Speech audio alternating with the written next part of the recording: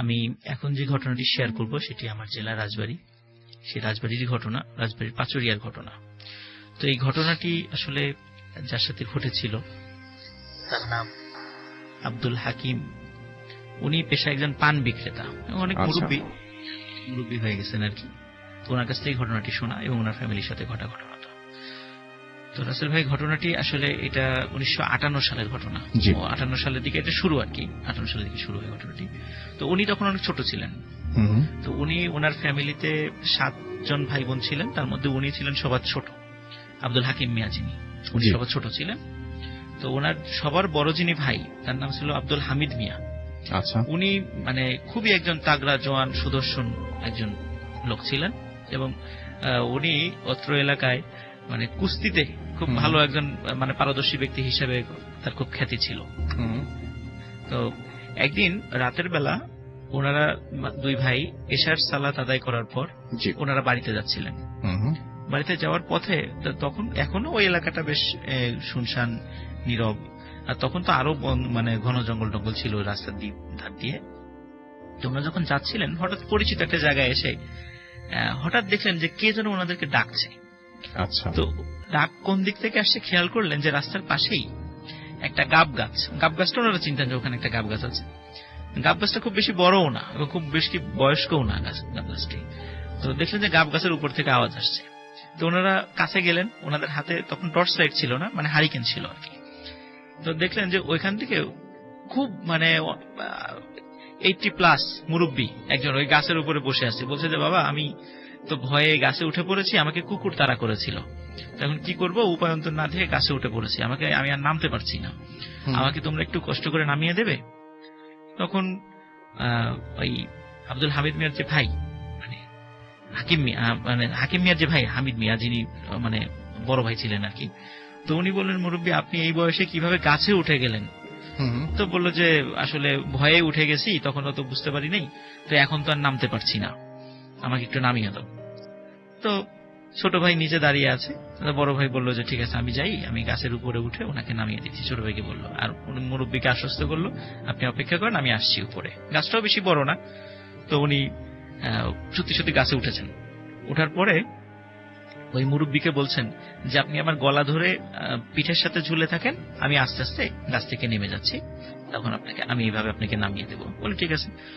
মুরব্বী গলা ধরে ওনার পিঠের সাথে লেগে থাকেন এবং উনি আস্তে আস্তে গাছ থেকে যখন নামবেন, তখন ওই লোকটি মানে যিনি আব্দুল হামিদ মিয়া আর কি যিনি, তো উনি বলছেন যে মুরব্বী আপনার তো ওজন হয়তো বা ম্যাক্সিমাম 40 কেজি বা 50 কেজি হওয়ার কথা, কিন্তু আমি কুস্তি করি, কিন্তু এত ওজন আপনার, এরকম তো কখনো আমার কোনো মানুষের ওজন আমার কাছে মনে হয়নি, আপনার এত ওজন কেন?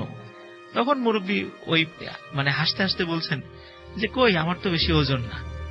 তখন উনি কিন্তু বলছেন না না, আপনার অনেক ওজন, এত স্বাভাবিক মানুষের তো এত ওজন হয় না। কারণ আসলে উনি কিন্তু কুস্তি করতেন, কারণ কুস্তি করার সময় মানুষের ওজন মানে যদি অনেক বেশি হয় তার কাছে কিন্তু খুব বেশি মনে হওয়ার কথা না। তো যার কারণে ওনার কাছে এটা খুব বেশি মনে হচ্ছিল। তখন নিচ থেকে হঠাৎ করে ওই ছোট ভাই যিনি আব্দুল হাকিম মিয়া, যিনি আমাকে বলেছেন ঘটনা, উনি খেয়াল করলেন হঠাৎ করে তার ভাই গাছ থেকে ছুটে নিচে পড়ে গেলেন এবং তার পিঠ মানে যে মুরব্বী যেই অংশে ঝুলেছিলেন, মুরব্বীটা নিচে পড়েছেন এবং উনি মুরব্বীর উপরে পড়েছেন, তার মানে পিঠটা মাটির দিকে আর কি ছিল। তো আর একটা ব্যাপার লক্ষ্য করেন, পড়ার সাথে সাথে ওই মুরব্বী অদৃশ্য হয়ে যায়, ওখানে আর কেউ ছিল না, তার শুধু ভাই ছিল সেখানে। তো ভাই তো যন্ত্রণায় খুব মানে পড়ে যাওয়ার সাথে সাথে প্রচন্ড যন্ত্রণায় সে খুব চিৎকার চেঁচামেচি শুরু করেছে। এখন উনি ছোট মানুষ, ছোট ভাই, এত বড় শরীর, ভাইকে নিয়ে উনি কিভাবে কি করবেন? উনি দৌড়ে তাড়াতাড়ি বাড়িতে চলে যান। বাড়িতে গিয়ে বলেন যে ভাই গাছ থেকে পড়ে গেছে। তখন বাড়ির লোকজন তাড়াতাড়ি আসে, দেখে উনি গাছের নিচে সেন্সলেস হয়ে পড়ে আছেন। তখন তাড়াতাড়ি তাকে বাড়িতে নিয়ে যাওয়া হয়। বাড়িতে নিয়ে যাওয়ার পরে যখন ওনার জ্ঞান ফেরে, তখন দেখা যায় উনি শুধু ফেল ফেল করে তাকিয়ে আছেন, কোনো কথাও বলতে পারেন না, কিচ্ছু বলতে পারেন, পুরো শরীরটা প্যারালাইজড হয়ে গেছে। তখন তাকে রাজবাড়ী সদর হসপিটাল, তখন তো এত ভালো অবস্থা ছিল না হসপিটালের, তারপরে এখানে উন্নত চিকিৎসার জন্য ঢাকা মেডিকেলে নিয়ে যাওয়া হয়। ঢাকা মেডিকেল থেকে পরে এক্স রে করে দেখা হয় ওনার শরীরের পিছনে যে মেরুদণ্ডটা একদম মানে গুঁড়ো গুঁড়ো হয়ে গেছে। এখানে রাসেল ভাই মানে অদ্ভুত ব্যাপার সেটা হচ্ছে, ওখান থেকে পরে মেরুদণ্ডের হয়তো বা কোনো অংশ ভেঙে যেতে পারে, কিন্তু পুরা মেরুদণ্ড এরকম গুঁড়ো গুঁড়ো হয়ে যাবে এটা কিন্তু কল্পনা করা যায় না, এটা সম্ভব নয়। তো যাই হোক, ডাক্তাররা বলে দেন যে এটার কোনো ট্রিটমেন্ট নাই, এখন আপনারা তাকে বাড়িতে নিয়ে যান। তো এটার কোনো ট্রিটমেন্ট হবে না, ডাক্তাররা সরাসরি বলে দেন। তো তাকে বাড়িতে নিয়ে যাওয়া হয় এবং উনি আস্তে আস্তে ওনার দেহ আস্তে আস্তে শুকিয়ে যেতে থাকে এবং শেষ পর্যন্ত এমন ভাবে দেহটা ওনার শুকিয়ে যায় যে কোনো লোক দেখলেই ভয় পাবে, মানে এতটা শুকিয়ে যায়। ওনার মতো একটা মানে সুঠাম দেহের লোক এতটা শুকিয়ে যাবেন এটা কেউ কল্পনাও করেনি। তো উনি এইভাবে মারা যান। তো রাসেল ভাই ওনার যখন মারা যান এরপরে ঘটে আর একটা ঘটনা। যিনি যে গল্পটা বলেছেন আর কি, আব্দুল হাকিম মিয়া, ওনার ইমিডিয়েট বড় একটা বোন ছিল, তার নাম ছিল হালিমা। তো এই হালিমা, তার বয়স ছিল মনে করেন 7 বা 8 এরকম বয়স ছিল। তো হালিমা গোসল করতে গিয়েছিল একটা পুকুরে। তো রাজবাড়িতে যারা আছেন তারা, রাজবাড়ি কুঠি পাচুরিয়া জমিদার বাড়ির কথা আপনারা অনেকেই শুনে থাকবেন। তো সেখানে একটা পুরাতন পুকুর আছে। তো হালিমা ওই পুকুরে গোসল করতে যায় একদিন। তো দুপুরবেলা গোসল করে ফিরে আসার পরে বাসার লোকজন হঠাৎ করে হালিমার পায়ের দিকে খেয়াল করে, বলে যে হালিমা তোর পায়ের সাথে এটা কি লেগে আছে। তখন হালিমা পায়ের দিকে খেয়াল করে পায়ের ঠিক নিচের দিকে একটা লতার মতো পেঁচিয়ে আছে। তখন বলে যে এটা তো আমি খেয়াল করি নাই। তো ওটা খুলে ফেলার চেষ্টা করে। তো অনেক চেষ্টা করে, কিছুতেই ওই লতাটা পা থেকে খুলতে পারে না। বাড়ির সকল সদস্য মিলে অনেক চেষ্টা করে, কিন্তু কিছুতেই ওই লতাটা খুলতে পারে না পায়ের থেকে। তো হালিমা বলতে থাকে যে মনে হচ্ছে যে এই লতাটা আস্তে আস্তে তার পাকে চাপ দিয়ে ধরছে এবং মনে হচ্ছে তাকে এই লতাটা টানতে টানতে ওই পুকুরের দিকে নিয়ে যাবে। সে বারবার তার বাড়ির সদস্যদেরকে এরকম বলছিল এবং চিৎকার চেঁচামেচি করছিল যে এই লতাটার কারণে তার পাটা আটকে যাচ্ছে, ওই জায়গাটা মনে হচ্ছে একদম মানে চিপে ধরেছে আর কি। তো রাসেল ভাই এই যখন এটা কিন্তু প্রথম দিনই যে ঘটনাটা, গোসল করে আসার পরে রাতের বেলা হালিমাকে কোথাও খুঁজে পাওয়া যাচ্ছিল না। আচ্ছা, সবাই অনেক খোঁজাখুঁজি করে, কোথাও খুঁজে পাওয়া যাচ্ছিল না। তো সকালবেলা হালিমার ডেড বডি পাওয়া যায় ওই সেই পুকুরটাতে, যে পুকুরে সে গোসল করতে গিয়েছিল। এবং সে কিন্তু বলছিল আমার মনে হচ্ছে যে আমার মানে সে এমনও বলেছিল মনে হচ্ছে তার পা হেঁটে হেঁটে এমনিতেই ওই পুকুরের দিকে চলে যাচ্ছে। তো তার যখন দেহ উদ্ধার করা হয় পুকুর থেকে, তখন পায়ের সাথে এই যে লতাটা লেগেছিল ওর তখন আর ছিল না, কিন্তু লতাটা যে গভীর ভাবে তার পায়ের সাথে লেগেছিল সেই স্পষ্ট ছাপ কিন্তু ছিল রাসেল ভাই। আচ্ছা, তো এইভাবে ওনার পরিবারের 2 জন সদস্য মারা যান। এই ঘটনা 3-4 বছরের মধ্যে আর তেমন কোনো ঘটনা ঘটেনি। 3-4 বছর পরে উনি মানে হাকিম মিয়াও একটু বড় হয়ে গেছেন, তখন অনেক বেশ কিছু জিনিস বোঝা শিখেছেন। তখন উনি লেখাপড়াও কিন্তু করেন নাই, তখন ওই ওনার বাবার সাথেই ওই আপনার হাটে যেত। ওনারা অনেক আগে থেকেই পানের ব্যবসা করতো আর কি, এখন উনি পানের ব্যবসাই করেন। তো একদিন হাট থেকে ফেরার পথে উনি রাস্তার পাশে খাদ ছিল, দেখে যে খাদের নিচে কে যেন ওনাকে ডাকছে। তো উনি খেয়াল করে দেখলেন যে নিচে মানে একজন বৃদ্ধ মহিলা ওনাকে ডাকছে। তো বলছে যে বৃদ্ধ মহিলা বলছে যে বাবা আমি পা পিছলে পড়ে গেছি খাদের মধ্যে, আমি উঠতে পারছি না, তুমি আমাকে একটু কষ্ট করে উঠাই দেবে। ওই সময় হাকিম মিয়ার মনে পড়েছে একবার তো তার ভাই এরকম একজন লোক বলেছিল গাছ থেকে নামানোর জন্য, তখন একটা ঘটনা ঘটেছে। তখন উনি চিন্তা করলেন যে এই টাইপের কিছু হতে পারে, এই চিন্তা করে বিষয়টা ইগনোর করে চলে যাওয়ার চেষ্টা করেন। আবার মানবিক বিষয়টা ওনার মাথায় আসে, তখন মানবিক দৃষ্টিতে চিন্তা করে উনি বলেন আচ্ছা ঠিক আছে আমি নিচে আসবো না, আপনি ওখানে থাকেন, আমি দেখি কোন একটা রশি আপনার ওখানে পাঠিয়ে দিই, আপনি রশিটা ধরে থাকবেন, আমি টেনে উঠাবো আপনার ওখান থেকে, কিন্তু আমি নামবো না। তখন উনি মানে ওখানে ওনাকে অপেক্ষা করতে বলে একটু আশেপাশের এলাকাতে ওনার সব চেনা একটা বাড়িতে গিয়ে বলেন একটু রশি দেন। তো একটু রশি নিয়ে আসে, রশি নিয়ে এসে দেখে যে হ্যাঁ ঠিক আছে, ওখানে এসে দেখে ওই মহিলা ওরকমই আছে। রশিটা দিয়ে দেওয়া হয় তাকে, বলে আপনি ধরে থাকেন, আমি আপনাকে টেনে তুলছি। তো মহিলাকে সে টেনে তোলার চেষ্টা করে, হঠাৎ খেয়াল করে যে এই যে মহিলা যিনি আস্তে আস্তে উঠে আসছেন, যে আসলে ওটা মহিলা না, দেখে যে একটা কুমিরের মতো ভয়ঙ্কর একটা প্রাণী আস্তে আস্তে ওনার দিকে ঠিক ওই রাস্তা বেয়ে বেয়ে উপর দিকে উঠে আসছে। উনি যখনই এই দৃশ্যটা দেখেন তখনই মানে ওইখানে সেন্সলেস হয়ে পড়ে যান। ওনার যখন সেন্স ফেরে তখন কিছু লোক দেখে যে ওনাকে কিছু লোক ওনার বাড়িতে নিয়ে আসছে, নিয়ে আসার পর জিজ্ঞেস করা হয় যে কি হয়েছিল, উনি সব ঘটনা বলেন। তখন এই ঘটনা বলার পরে বলে যে এরকম রাস্তার পাশে এরকম তুমি একা একা আসতেছিল, রাতের বেলা এরকম ঘটনা ঘটতেই পারে, তো এরকম এই জন্য একা একা আসা ঠিক না, এরকম সবাই এরকম বলে যে এরকম আমরা অনেক সময় টুকিটাকি জিনিস দেখি, কখনো একা আসবা না, এই বলে সবাই সান্ত্বনা দেন। তো এই ঘটনা রাসূল ভাই 2 সপ্তাহ পর উনি একদিন একা একাই মানে উনি রেগুলার 5 ওয়াক্ত নামাজ পড়তেন, এশার নামাজ পড়ে ফিরছিলেন, ঠিক ওই সেই গাব গাছ থেকে হঠাৎ করে একটা আওয়াজ আসে যে এই আমাকে একটু নামিয়ে দিবি গাব গাছ থেকে, আমি তো নামতে পারছি না। তখন উনি তাকিয়ে দেখেন ওই সেই বৃদ্ধ, যে বৃদ্ধটা তার ভাইকে বলেছিল যে আমাকে একটু গাছ থেকে নামিয়ে দাও। এবং তাকে নামাতে গিয়ে ওই ঘটনাটা ঘটে। তারপরে ওই বৃদ্ধকে কিন্তু কোথাও আর খুঁজে পাওয়া যায়নি। তখন ওই লোক মানে যে আব্দুল মানে হাকিম মিয়া উনি সাহস করে বলেন যে আমি তোমাকে গাছ থেকে নামাবো না। তখন বলে যে নামাবি না তো, তাহলে এবার তোর পালা, এটা বলে। তো এটা বলার পরে দেখে যে আর গাছে কেউ নাই বা অদৃশ্য হয়ে গেছে, উনি আর কাউকে দেখেন না। উনি তাড়াতাড়ি বাড়িতে চলে যান। বাড়িতে গিয়ে ওনার খুব জ্বর আসে, খুব অসুস্থ হয়ে পড়েন। তো অনেক ডাক্তার কবিরাজ দেখানো হয়, কিন্তু কিছুতে এই সমস্যা এটা যে কেন হচ্ছে কেউ কিছু বলতে পারেন না। তো এটা সমাধান নাসিল ভাই হয়েছিল।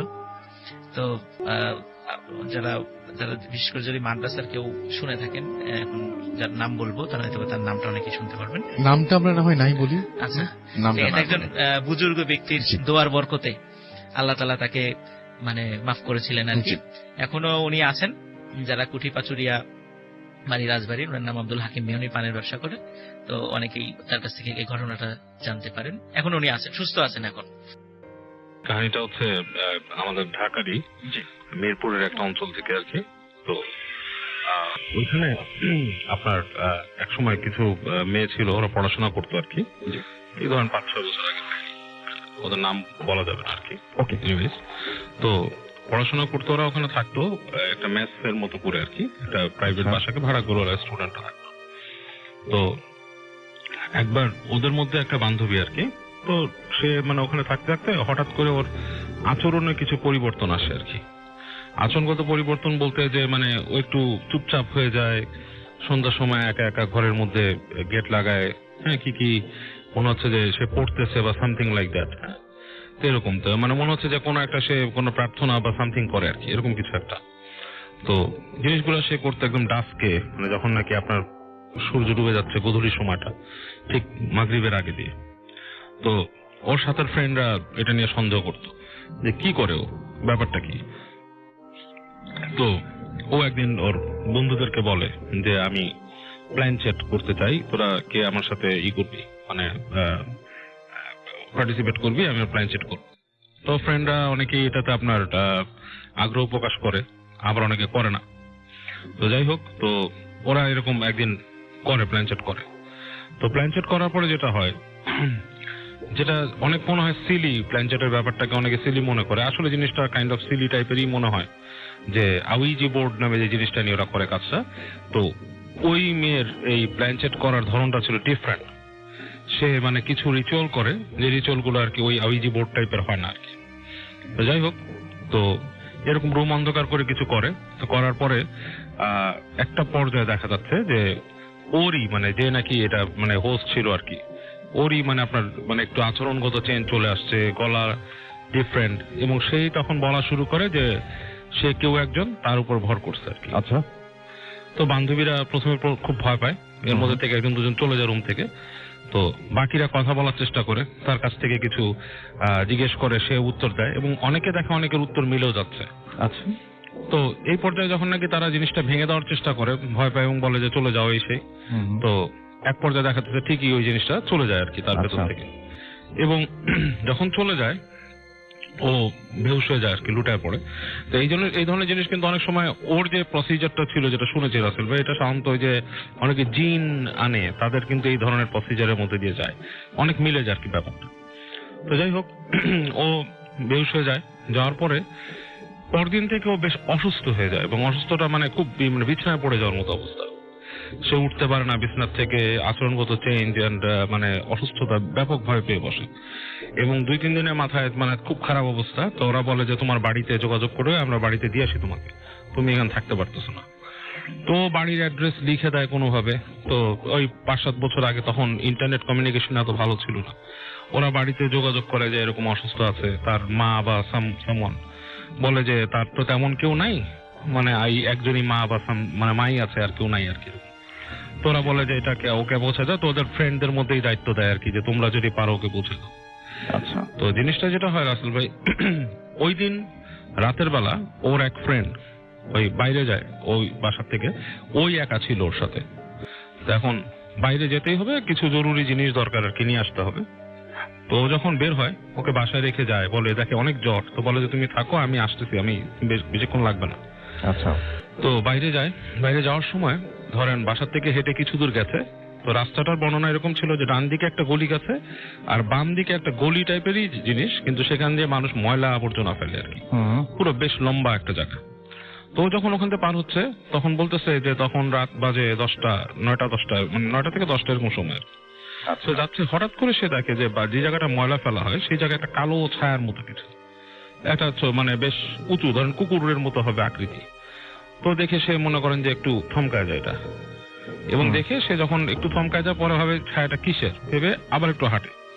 তো এর মধ্যে দেখে যে ওই পাশ থেকে একটা মানুষ আসতেছে, মানুষটা একটা মহিলার মতো আর কি, মাথায় কাপড় দেওয়া বেশ। তো ও তখন ভাবে যে একটা মানুষ আসতেছে, ছায়াটা দেখে এতটা ভয় পায় না আর কি। তো সে হেঁটে যাওয়া শুরু করে মহিলাকে দেখে, মহিলার দিকেই। মহিলাটা যে কাছাকাছি যখন আসে সে দেখে যে মহিলার চেহারার জায়গায় কিছুই নাই, পুরো অন্ধকার। আচ্ছা। পুরো অন্ধকার, এবং তখন বুক ছেদ করে ওঠে এবং সে ওই জায়গাটা হেঁটে পার হয়ে যায় দাঁড়িয়ে না থেকে। পাশ থেকে যাওয়ার সময় জাস্ট একটা বাতাসের স্পর্শ পায় এবং সে কেঁপে ওঠে আর কি। আচ্ছা। তো সে হেঁটে যায় যে তার যে দোকানে যাওয়ার দরকার, সেখানে যে সে কাঁপছিল বেশ সামনে যে, তো সে তার যা যা দরকার সেগুলো কেনাকাটা করে সে ফেরত আসে। বাসায় যখন আসে তখনই তার মধ্যে একটা কেমন ফিলিংস হওয়া শুরু করে। বাসায় আসে, বাসায় এসে বাসাটা কিন্তু ঠিক ওই যে জায়গাটার কথা বলছি তার থেকে 2-3টা বাসা পরেই আর কি, 2-3টা বাড়ি পরে। আচ্ছা আচ্ছা। তো সেখানে যায়, সেখানে যে বাসায় যখন ঢুকে, বাসায় যে ঢুকে যায় কোনো সারা শব্দ নেই। যে ওই রুমে যায়, যে দেখে যে ওই আপনার মেয়েটা পড়ে আছে, মানে তার যে বান্ধবী সে পড়ে আছে এবং মানে কোনো নড়াচড়া নাই, শব্দ নেই। আচ্ছা। তো ও যে তাড়াতাড়ি বান্ধবীর কাছে যায়, দেখে ডাকা হাত দিতে দেখে যে শরীরটা বেশ মানে আপনার ডিফারেন্ট, ঠান্ডা হয়ে আছে। তো যতটুকু পালস দেখার চেষ্টা করে, দেখে পালস সে পায় না। হ্যাঁ, নাকে হাত দেয়, দেখে মনে সে বুঝতে পারে যে সে মারা গেছে বাইরে। আচ্ছা। তো তাড়াতাড়ি চেষ্টা করে আশেপাশে যাওয়ার এবং পাশের বাসার থেকে মানুষ ডাকার যেখানে মারা গেছে এরকম। তো ওই রাত্রেবেলায় গভীর রাতে ওদেরকে নিয়ে যায় হাসপাতালে নিয়ে যেয়ে দেখে যে সে মারা গেছে, মেয়েটা। আচ্ছা। বান্ধবীটা মারা গেছে। তো এটা নিয়ে ওদের মধ্যে বেশ আলোচনা হয়, এটা কাকে বলবে যে এরকম অসুস্থতায় মারা গেল, তারপর বাসায় নিয়ে যাওয়ার। তো ঘুরে ফিরে ওকেই ওই দায়িত্ব দেয় আর কি যাওয়ার জন্য, যদিও সে মেয়ে মানুষ, সে তো ওইভাবে যেতে পারে না। ওরা একটা এরকম আপনার ট্রাকের মতো ভাড়া করে মেয়েটার লাশটা দিয়ে দেয় এবং ওকে সাথে যেতে। তো বলে যে ও ওই একটা যে গাড়ি, লাশের গাড়ির মতো যে গাড়ি, সে ওখানে গাড়ির মধ্যে করেই যায় ওখানে ওই মেয়েদের বাসায়। তো বলছে যখন গেছে তখন যথারীতি যেগুলো মানুষের কাছে শোনে যে গাড়ি মনে হয় ভারী, এগুলো সে মনে করে যে আচ্ছা এগুলো হতে পারে এটা কাল কল্পনা বা সামথিং। তো ওই গাড়ি নিয়ে ওই বাড়িতে চলে যায়। তো মানে একদম মনে করেন যে ওরা যেখান থেকে আসছে জায়গাটা খুব একটা শহরে না, বেশ গ্রামের। আপনার বিদ্যুৎ খুব কম, সাপ্লাইজ কম, মানে ওরকম না শহরে, মানে একটা পুরো গ্রাম্য অবস্থা। এবং ওই অ্যাকচুয়ালি খরচও কিছু ছিল না, তার যে আপনার যে এই যে টোটাল যে খরচটা এটা তারাই কিন্তু মোটামুটি ম্যানেজ করছে বন্ধুরা। আচ্ছা। তো ওই বাসায় যখন যায়, বাসায় যে তার বাড়ি খুঁজে বের করে, তাদের বাসার মধ্যে যে সত্যি তার মাকেই পায় শুধু। তো মা তো অনেক কান্নাকাটি করে লাশটা নিয়ে আসে, কিন্তু যখন পৌঁছেছে তখন অলরেডি রাত হয়ে গেছে। ওরা খুব একটা মানে অ্যারেঞ্জমেন্ট করতে পারে নাই ওটা নিয়ে, ওই মানুষ যে নিয়ে যাবে সে যেহেতু লোক বল নাই।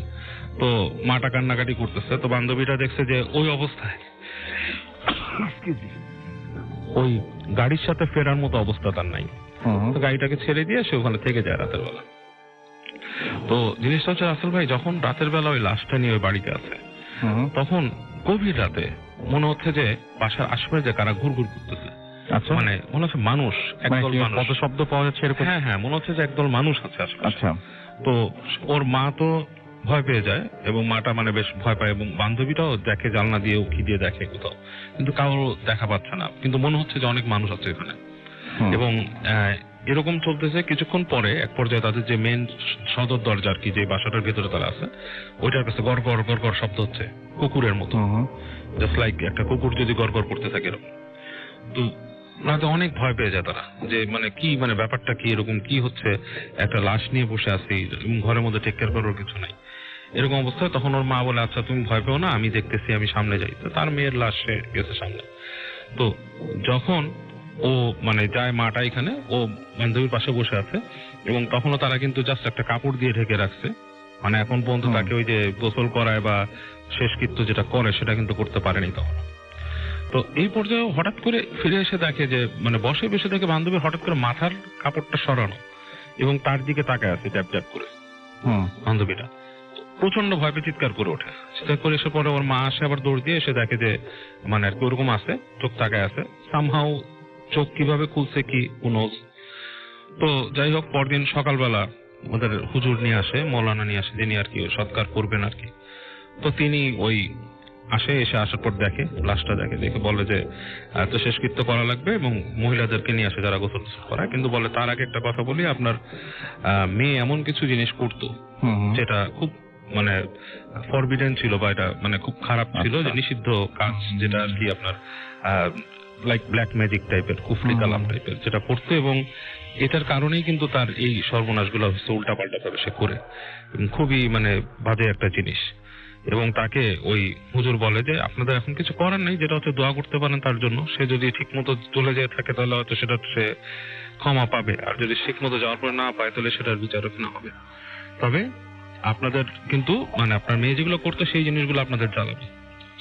এরপর দিন তার সৎকার করা হয়। কিন্তু ব্যাপারটা হচ্ছে রাসেল ভাই, ওই মেয়েটা যেটা, ওর বান্ধবী যেটা ছিল, সে যখন ফিরে যায় সে বলে যে এরপর থেকে প্রায় ওই যে জায়গাটা দিয়ে রাস্তা দিয়ে পার হয়েছে বেশ কিছুদিন, মানে সে বলে হোস্টেলটা ছেড়ে দেয় সৎকারের পরে। হ্যাঁ, সৎকারের পরে ওই হোস্টেলটা পরে তারা ছেড়ে চলে যায় আর কি। হ্যাঁ, কিন্তু যে কয়দিন ছিল বলে ওই জায়গা দিয়ে হাঁটতে গেলে সে ছায়া এবং ওই মহিলাকে তারা দেখতই। আচ্ছা, ওই যে কাপড় মাথার মধ্যে দাও, মুখ চেহারা দেখা যায় না, সেটাকে সে দেখতো, এবং সে ওই বাসার ওই পাশ থেকে যাওয়াই বন্ধ করে দিয়েছিল পরে।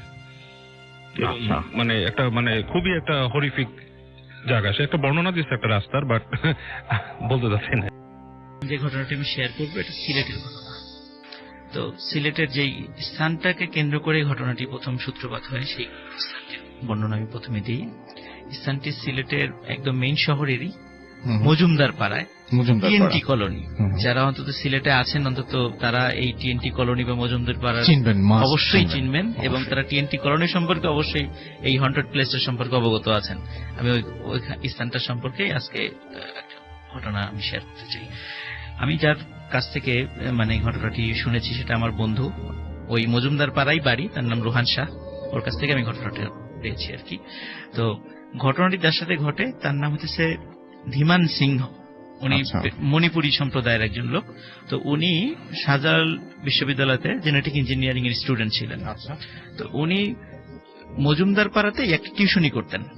ঠিক টিউশনিটা ছিল সন্ধ্যার ঠিক পরপরই, আজানের একটু পরে উনি চলে যেতেন। উনি যখন ওনার মেস থেকে বের হতেন তখন মানে আজান হচ্ছে এমন সময় ওদিক দিয়ে হেঁটে হেঁটে মানে ওইখানে যেতে যেতে মাগরিবের পরে উনি বাসায় ঢুকতেন, এবং উনি যেতেন যে শর্টকাট যে রাস্তাটা সেটা ছিল ওই টিএনটি কলোনির ঠিক ওই পাশ দিয়ে। আর টিএনটি কলোনি রাসেল ভাই এটা কিন্তু স্বাধীনতার কিছুদিন পর থেকে এটা পরিত্যক্ত হয়ে যায়। কারণ হচ্ছে এই স্বাধীনতার সময় এই পাকিস্তানি বাহিনীর এখানে একটা টর্চার সেল ছিল, তো যার কারণে ওইটা স্বাধীনতার পর এটা পরিত্যক্ত হয়ে যায়, এবং এখন এটা পরিত্যক্ত। যারা ওখানে আছেন তারা জানেন এটা, এবং ওই জায়গাটা হন্টেড, এটাও স্থানীয় যারা ছিল তারা জানেন। কিন্তু উনি ওই শর্টকাট পথটাই বেছে নিতেন যাতে করে উনি তাড়াতাড়ি সেখানে চলে যেতে পারেন, ওই ঘুরে যেতেন না আর কি। তো উনি যখন টিউশনিটা প্রথমে নিলেন, নেওয়ার পরে যখন ওই রাস্তাতে যাওয়া শুরু করলেন, উনি প্রতিদিন রাত্রে একটা স্বপ্ন দেখা শুরু করেন। সেটা হচ্ছে রাত্রের স্বপ্নে ঠিক পুরো মুখমণ্ডল লোমে আবৃত একজন ব্যক্তি বলে যে তুমি ও রাস্তা দিয়ে যেও না। শুধু এতটুকুই বলেন, উনি আর কিছু বলেন। আর যেহেতু উনি জেনেটিক ইঞ্জিনিয়ারিং পড়তেন, উনি এই যেহেতু সায়েন্স স্টুডেন্ট, এগুলো খুব কম বিশ্বাস করতেন, জাস্ট একটা স্বপ্নই মনে করতেন, এগুলো এর বেশি কিছু মনে করতেন না। তো উনি এসব কিছু মনে করতেন না, ওই রাস্তা দিয়ে সবসময় আসা যাওয়া করতেন ওদিক দিয়ে। তো এরকম প্রতিনিয়ত আসা যাওয়া করতেন। আসা যাওয়া করার সময় ঠিক ওই সময় যখন ওই রাস্তাতে যেতেন একজন ব্যক্তির সাথে ওনার সাক্ষাৎ করত, এবং ওনার বয়সী। তখন একদিন ওই ব্যক্তি ওনাকে বলছেন, ওই ধীমান সিংহকে, যে ভাই আপনি এদিক দিয়ে প্রতিদিন কোথায় যান? বলে আমি টিউশনিতে যাই। আপনি কোথায় যান? উনি আবার পাল্টা প্রশ্ন করেন, বলে আমিও টিউশনিতে যাই। তো এরকম প্রতিদিন যান। 2-4 দিন যখন দেখলেন যে একই সময়ে তাদের দেখা হয়ে যাচ্ছে কাকতালীয় ভাবে, একদিন ওনার ফোন নাম্বার চান ধীমান সিংহ, যে ভাই আপনার ফোন নাম্বারটা একটু দেবেন। তো উনি বলেন আমি কোনো মোবাইল ফোন ব্যবহার করি না। তো ভালো কথা, উনি আর এটা নিয়ে কথা বাড়ান নাই। এইভাবে প্রায় 7 দিনের দিন রাসেল ভাই উনি যাচ্ছিলেন ধীমান সিংহ ভাইয়া আর কি। তো যাওয়ার সময় দেখে ওই দিন ওই ভাইয়ের সাথে দেখা হয় না, যেদিন প্রতিদিন দেখা হয় টিউশনিতে যাওয়ার সময় ভাইয়ের সাথে দেখা হয় নাই।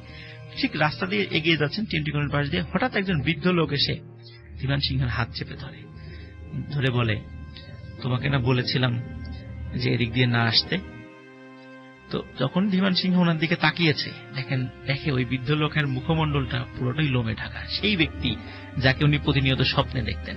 উনি ওই দৃশ্যটা দেখার পরেই ওখানে সেন্সলেস হয়ে পড়ে যান, যখন ওর সেন্স আসে তখন দেখে যে কিছু লোক ওনাকে ধরাধরি করে পাশে নিয়ে এসেছে, পানি টানি মুখে পানি দিয়ে ওনার জ্ঞান ফিরেছে। তখন জিজ্ঞেস করে আপনি কোথায় যাচ্ছিলেন? বলে আমি টিউশনে যাচ্ছিলাম, এখানে হঠাৎ আমি ভয় পেয়ে অজ্ঞান হয়ে গেছি। তখন স্থানীয় লোকজন বলছে যে সাধারণত আমরা একা এদিকে চলাফেরা করি না, 2 বা 3 জন একসাথে চলাফেরা করি, তাহলে আর কোনো সমস্যা হয় না, জায়গাটা এমনিতেই একটু হন্টেড, অনেকেই ভয়টাই পান আর কি। তো যাই হোক, উনি এগুলো মনে করেছে হয়তো বা ওনার হ্যালুসিনেশন হয়েছে বা এই টাইপের কিছু হয়েছে, যার কারণে উনি এটা এইভাবেই নর্মালি এটা উড়িয়ে দিয়েছেন। তারপর উনি এগুলোতে অতটা ভয় পান নাই আর কি। তো এরপরে কি হয়ে রাসেল ভাই, উনি ওই রাস্তা দিয়ে আর যান নাই পরবর্তীতে, ভয় পান আর না পান, উনি পরবর্তীতে ওই রাস্তা দিয়ে আর যান নাই। উনি লেখাপড়া যখন শেষ হয়ে যান, তখন একদম লেখাপড়া শেষ দিকে ছিলেন, মাস্টার্সে পড়তেন, অনার্স শেষ হয়ে গিয়েছিল। তো উনি ফুড ইন্সপেক্টর একটা চাকরি পান এবং ওনার পোস্টিং হয় চট্টগ্রামে। চট্টগ্রামে কিন্তু রাসেল ভাই ওই যে ফুড রিজিওনাল অফিসটা কিন্তু ওই অঞ্চলের চট্টগ্রামে ফুডের অফিসটা। তো ওখানে উনি চাকরি পান। ওখানে চাকরি পাওয়ার ঠিক যখন জয়েন করার পর থেকেই ওনার শরীরের ভিতরে একজন অস্থিরতা কাজ করত। কি কেমন যে অস্থিরতা, এটা উনি আসলে কাউকে বুঝাতে পারতেন না। আবার উনি যে বাসাটা ভাড়া করেছিলেন, বাসাটার ফ্ল্যাটে উনি একাই থাকতেন, ছোট একটা ফ্ল্যাট, 2 রুমের একটা ফ্ল্যাট, একাই থাকতেন। তো উনি হঠাৎ ওই ফ্ল্যাটে একটা মানে বিষয় ফেস করা শুরু করেন। সেটা হচ্ছে উনি যখন রাত্রে ঘুমান, ওনার মনে হতো ওনার খাটের নিচে কোনো কিছু গড় গড় গড় গড় শব্দ করছে, এবং সেই সাউন্ডটা ঠিক যেমন গরু বা ছাগল জবাই করার পরে ঠিক যেমন একটা গোঙানি আওয়াজ হয়, ঠিক ওই রকমের আওয়াজ মনে হয় যে খাটের নিচে কোনো কিছু জবাই করা প্রাণী ওরকম গোঙানির আওয়াজ করছে, এরকম মনে হতো তার। কিন্তু উনি যখনই খাটের নিচে তাকাতেন তখন আর কোনো শব্দ শব্দ বা কিছুই দেখতেন না আর কি, শব্দটা তখনই বন্ধ হয়ে যেত।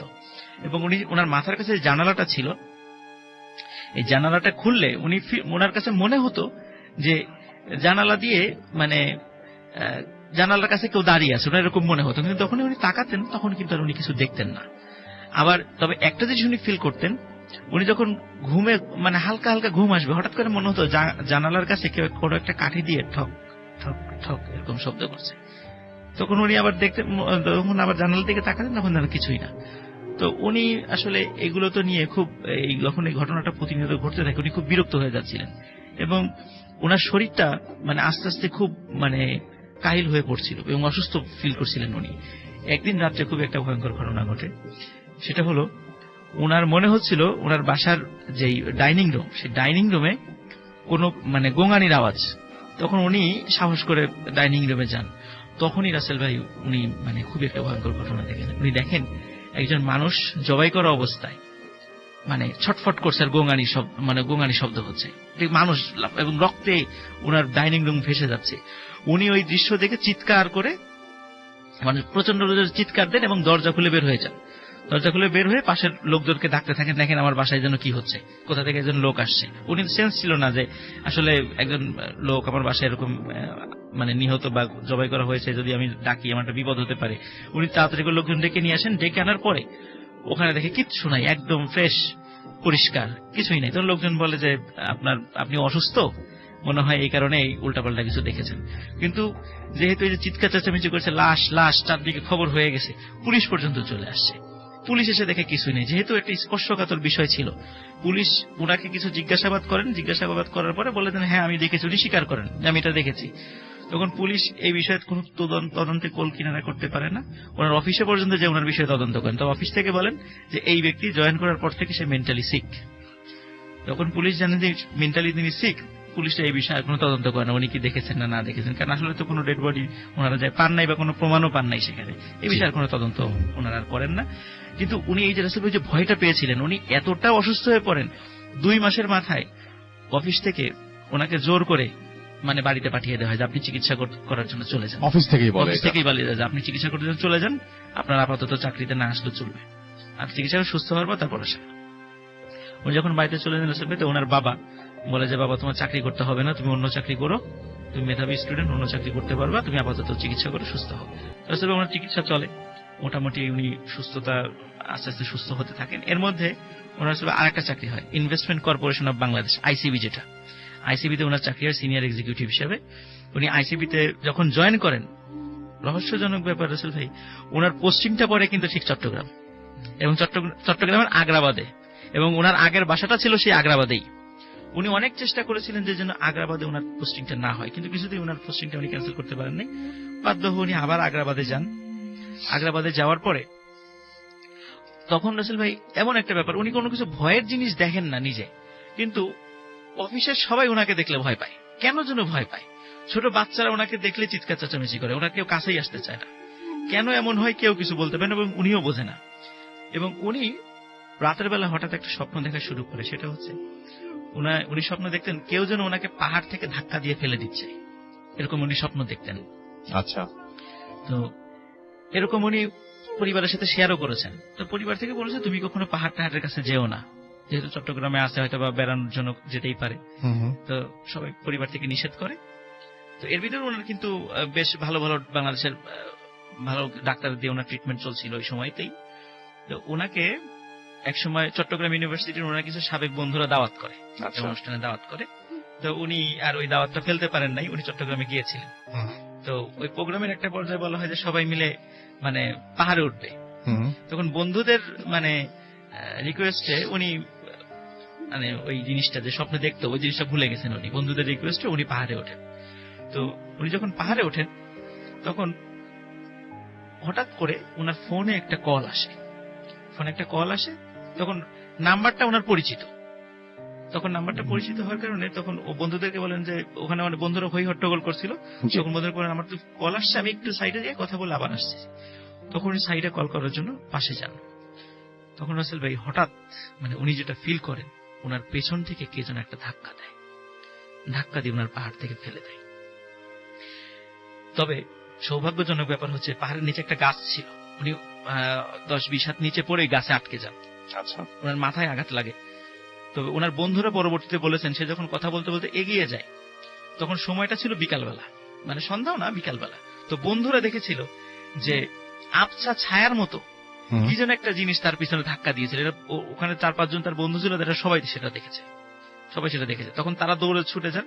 পরে ওখান থেকে ওই গাছে ওখানে উনি বেঁধে গেছিল সৌভাগ্যজনক ভাবে, সেখান থেকে তাকে উদ্ধার করা হয়। উদ্ধার করার পরে উনি মাথায় যদিও আঘাত পেয়েছিলেন, তবে তেমন গুরুতর কোনো জখম ছিল না, প্রাণে বেঁচে যান।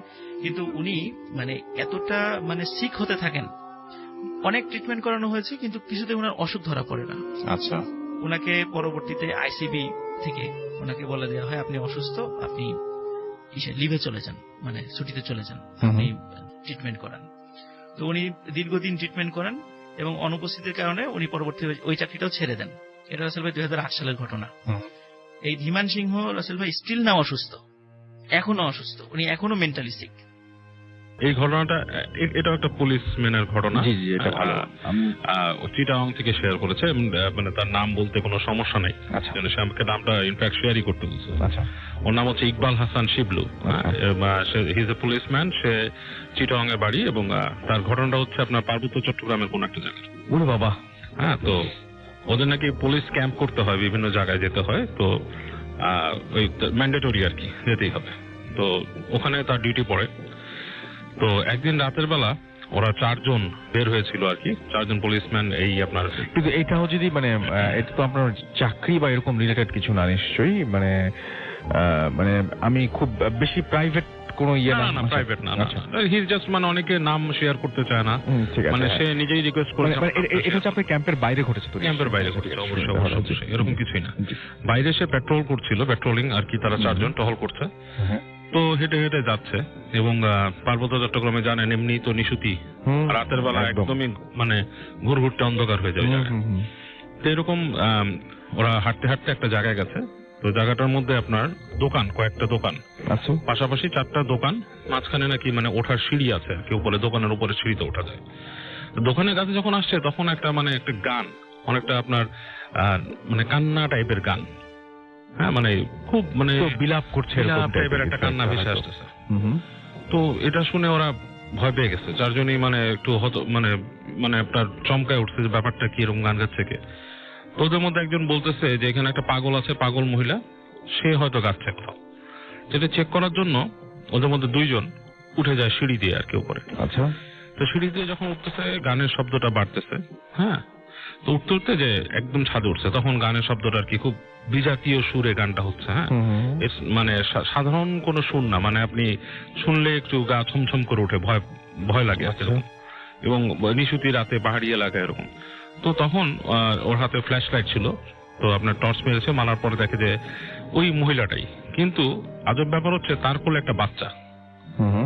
ওই পাগলের কিন্তু কোনো বাচ্চা টাচ্চা কিছু নাই। আচ্ছা। এবং গ্রামেরও কেউ বাচ্চা ওই পাগলকে দেবে না। স্বাভাবিক, খুবই স্বাভাবিক। হ্যাঁ, এবং দুইজনই মানে ওই টর্চের দিকে ভয়ার্থ ভাবে তাকিয়ে আছে এবং গানটা থেমে গেছে এবং তাদের চোখের মধ্যে এমন একটা দৃষ্টি ছিল যেটাতে নাকি সে একটু ঘাবড়ে যায়। আচ্ছা। দো হি ইজ এ পুলিশম্যান, সে ঘাবড়ে যায় এবং তার সাথে তখন পাশে যিনি ছিলেন তাদের এক সিনিয়র ভাই আর কি পুলিশের, তিনি বললো যে আমরা নেমে যাই, ওখানে থাকা ঠিক হবে না, মানে একটু অ্যাবনর্মাল জিনিসটা। তো আস্তে আস্তে সিঁড়ি দিয়ে নেমে আসে এবং আর পরে ওই শব্দটাও থেমে যায়। আচ্ছা। তো পরে দেখে যে ওখানে আর কেউ নাই, ভরে যে দেখে এরকম কেউ নাই ওখানে। হ্যাঁ, তো ওখানে কেউ নাই? না, ওখানে কেউ নাই। এটা হচ্ছে তার পুলিশ লাইফের একটা এক্সপিরিয়েন্স। এটা মানে সে বলছিল যে আমার এক্সপিরিয়েন্স আছে কিছু, তার মধ্যে একটা শেয়ার করলো আর কি আজকে। আচ্ছা, ওকে।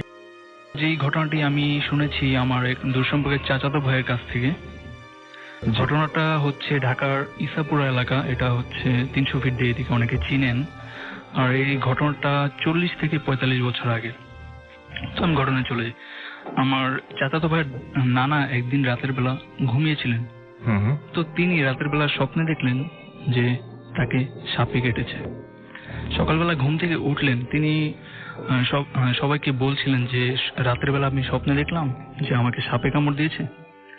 তো এটা সবাইকে তিনি বলে বেড়াচ্ছিলেন। এরপর থেকেই তার শরীরে প্রচন্ড ব্যথা শুরু হয়। উনি বলছিলেন যে আমার শরীরে প্রচন্ড ব্যথা করছে। তো হয়তো বা বলাটাই তার জন্য উচিত হয়নি। তো দিন যেতে থাকে, তার শরীরের ব্যথাটা আর অসহনীয় পর্যায়ে চলে যেতে থাকে। একটা সময় তিনি তার ফ্যামিলি মেম্বার, তার সন্তানরা তাকে কবিরাজ দেখান, বাট তাতেও কোনো কাজ হচ্ছিল না। তো তাকে হসপিটালে নেওয়া হলো। হসপিটালে ডাক্তার বিভিন্ন রকম পরীক্ষা করলেন যে কি কারণে তার শরীরে ব্যথা হচ্ছে। জি। তো ডাক্তাররা পরীক্ষা করে বললেন যে আমরা তো আপনার শরীরে কোনো রোগের চিহ্ন কিংবা রোগী ধরতে পারছি না, তো আমরা ট্রিটমেন্টটা করব কিভাবে? আপনি বলছেন আপনার শরীরে ব্যথা হচ্ছে, কিন্তু আসলে আমরা তো রোগী আইডেন্টিফাই করতে পারছি না। তো এটার পর তাকে হসপিটাল থেকে রিলিজ দিয়ে দেওয়া হয়, বাসায় আসে। তারপর তার এরকম ব্যথা তিনি সহ্য করতে পারছিলেন না। একদিন দুপুরবেলা এমন হয় তিনি ভাত খাবেন। তিনি গরমের কারণে একটা গাছের নিচে বসে ভাত খাচ্ছিলেন। খাওয়া শেষ করে তিনি রুমে গেলেন। রুমে যাওয়ার পর কিছুক্ষণ পর তিনি জ্ঞান হারিয়ে ফেলেন। তো তার সন্তানরা এসে তাকে ডাকাডাকি করে, কিন্তু অনেকক্ষণ ডাকাডাকির পরও তিনি যখন উঠলেন না, তারা এক পর্যায়ে ধরে নিলেন তিনি মারা গেছেন। তারা কোনো কবিরাজ কিংবা ডক্টরকেও ডাকার প্রয়োজন মনে করেনি। তারা অনেক ডাকাডাকির পর তারা ধরে নেন যে তিনি হয়তো মারা গেছেন। তো যথারীতি তার কাফনের কাজ শেষ হলো। সবকিছুই একদম নিয়ম মাফিক হচ্ছে। হ্যাঁ। আচ্ছা। তাকে কবর দেওয়া হলো তাদের একটা পতিত জমি, নদীর পাড়ে একটা জমি, ওখানে। তো তাকে ওই দিন মাটি দিয়ে সবাই এসে পড়ে। ওই দিন রাত থেকেই তিনি তার পরিবারের লোকদের স্বপ্নে দেখা দিচ্ছিলেন, বলছিলেন যে তোমরা আমাকে কেন কবর দিয়েছো, আমি তো মারা যাইনি। তো একে একে সকালবেলা একজন আরেকজনের কাছে শেয়ার করছিলেন, একজন এক একদিন দেখছিলেন। আস্তে আস্তে সবাইকে তিনি দেখা দিতে থাকেন। ঘটনাটা ছড়িয়ে যাচ্ছিল গ্রামের মধ্যে। তো তারা একটা পর্যায়ে ভেবে নিলেন হয়তোবা মানুষ মারা গেছেন, অথবা এরকম দু একদিন স্বপ্নে দেখা দিতেই পারে। আচ্ছা। তো খুব স্বাভাবিকভাবে নিলেন জিনিসটা। তারা বিষয়টা অতটা ওরকম গুরুত্ব দেন নাই। এভাবে 3টি মাস কেটে গেল। তো এরপর মাঝখানে বর্ষার সিজন এলো, ওই কবরে ওইদিকে জমি সমান হয়ে গেল। তো একদিন গ্রামে আবার কাঁচা তরকারি নিয়ে বিক্রি করতে আসতেন নৌকা দিয়ে মাঝি। তারা একদিন এক মাঝি নৌকা নিয়ে আসেন, গ্রামে তরকারি বিক্রি করেন। দুপুরবেলা প্রচন্ড গরমের কারণে তিনি নদীর পানিতে গোসল করেন। গোসল করার পর তার জামা কাপড়গুলো তিনি কোথায় শুকাবেন? তিনি এক কাজ করলেন, ওই কবরের উপর দিয়ে দুই পাশে 2টা গাছ ছিল, গাছের সাথে দড়ি টানা দিয়ে ওখানে তিনি তার কাপড়গুলো নেড়ে রাখলেন। তো ভর দুপুরে প্রচন্ড গরম, প্রচন্ড রোদ, বিকেল হয়ে গেল, কিন্তু অদ্ভুত ব্যাপার হচ্ছে তার কাপড়গুলো একটুও শুকায় নাই। আচ্ছা। কাপড় যেরকম তিনি রেখেছিলেন রাসেল ভাই তেমনই ছিলেন, তো বিষয়টা তার কাছে অদ্ভুত লাগলো। তিনি গ্রামের কয়েকজনকে জিজ্ঞেস করলেন আসলে এই জমিটার মালিককে। তো খুঁজে বের করা হলো তাদেরকে। তারপর উনি গিয়ে বললেন, আচ্ছা ওই যে নদীর পাড়ে যে পতিত জমিটা, ওইখানে ওইটা তো আপনার জমি, ওইখানে কি আপনারা কোনো এমন মানুষকে কবর দিয়েছেন যাকে সাপে কামড় দিয়েছিল? ওনারা বললেন, আপনি কি করে জানলেন? এটা তো আজ থেকে আরো 3 বেশ আগের ঘটনা। 3 মাস প্লাস 3 মাস 13 দিন বা এরকম ঘটনা, এটা আগে। কিন্তু তাকে তো ডিরেক্টলি সাপে কাটেনি, স্বপ্নে তিনি দেখেছিলেন তাকে সাপে কেটেছে। তো এটা তিনি বললেন হ্যাঁ হয়তো বা হতে পারে, কিন্তু তাদের মনে একটা কুতূহল জাগে। উনি কি করেন? উনি বললেন আমি ওঝা, আর এখানে আমি কাপড় নেড়ে রাখার পর দেখতে পেলাম কাপড় শুকাচ্ছেন। তো কিছু কিছু ক্ষেত্রে এমন হয় যে সাপে কেটে রাখা সাপে কাউকে কামড় দিলে ওই মানুষটা যদি মারা না যায়, তাকে কবর দিলে ওইখানে অনেক অদ্ভুত ঘটনা ঘটতে পারে। তো আমার বিশ্বাস উনি এখনো মারা যান। ওনারা বললেন কি পাগলের মতো মানে অবিশ্বাস্য, মানে চরম অবিশ্বাস্য ঘটনা। 3 মাসের বেশি সময় মানুষ কিভাবে মানে বেঁচে থাকতে পারে, এটা অদ্ভুত। তো তিনি বললেন আমি কি কবরটা খুঁড়তে পারি? ওরা বললেন না, তা তো পসিবল না, কারণ এতদিন আগে আমার বাবাকে আমরা কবর দিয়েছি, উনি মারা গেছে। আপনি বলছেন উনি মারা যায়নি, তো এটা কিভাবে বিশ্বাস করেন? তারপরও অনেক রিকোয়েস্ট করে গ্রামের মাতবর, তারপর যারা গ্রামের বড়, তাদের অনুমতি নিয়ে কবরটা খোঁড়া হলো। কবরটা খোঁড়ার পর ওই ওঝা দেখলেন যে কাফনে কাপড় ওইরকমই আছে, সরানোর পর দেখলেন ওই লোকটার শরীরে এক বিন্দু মাংস পচেনি, শুধু মাংসটা এরকম ভাবে শরীরের সাথে লেগে গিয়েছিল, মানে মনে হচ্ছিল একটা কঙ্কাল বডি যেরকম ওইরকম। আর তিনি দেখলেন তার মাথায় চুল ঝরে পড়ে যায়নি, মাথার চুলগুলো তিনি টান দিলেন, দেখলেন চুলগুলো মানে ছিঁড়ছে না। তো উনি বললেন হ্যাঁ তিনি এখনো জীবিত আছেন, কারণ তার চুলগুলো ছিঁড়ছে না। তো ওনারা বললেন এটা কিভাবে সম্ভব? উনি তাকে কবর থেকে উঠালেন, তারপর অনেক ঝাড়ফুঁক করলেন, করার পর অনেক করার পর উনি বললেন উনি এখনো বেঁচে আছেন। তারপর উনি ওনার চোখটা খুললেন, মানে যিনি মারা গিয়েছিলেন আজ থেকে 3 মাস 13 দিন আগে। চোখটা খুললেন, কিন্তু উনি কোনো কথা বলতে পারছিলেন না। তাকে বাসায় নিয়ে যাওয়া হলো। তার শরীরটা এরকম হয়ে গিয়েছিল, মনে হচ্ছে জলজন্ত একটা কঙ্কাল বডি তারা বাসায় রেখেছে। তো এরকম কয়েকটা দিন যায়, তাকে তিনি কারোর সাথে কোনো কথা বলতে পারেন না, চলাফেরা করতে পারেন না, শুধুমাত্র শুয়েই থাকতেন আর পুরো কঙ্কালের মতো। তাকে তরল জাতীয় কিছু খাওয়ানো হতো বা এরকম।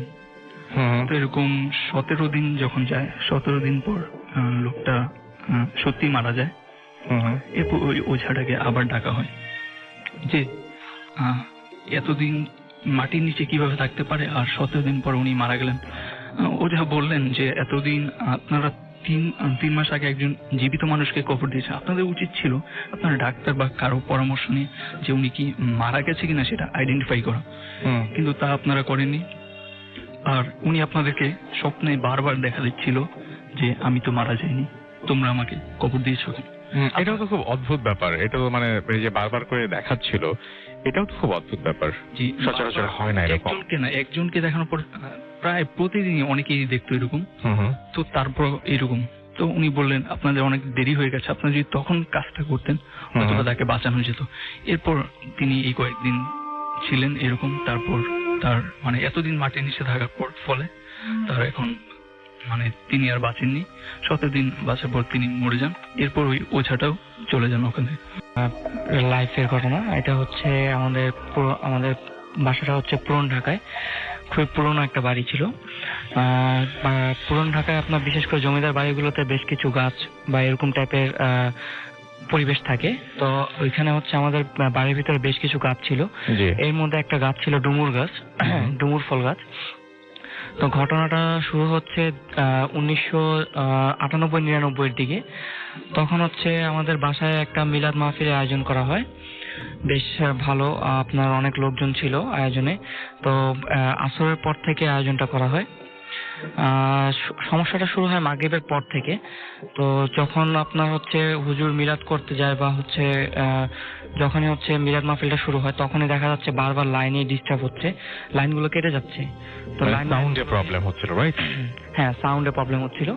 লাইনম্যানকে ডাকা হয়, উনি হচ্ছে সাউন্ডগুলো চেক করলো, কেবলগুলো চেক করলো, বারবার ঠিক করছে, এক এক জায়গায় ঠিক করছে, আরেক জায়গায় প্রবলেম হচ্ছে।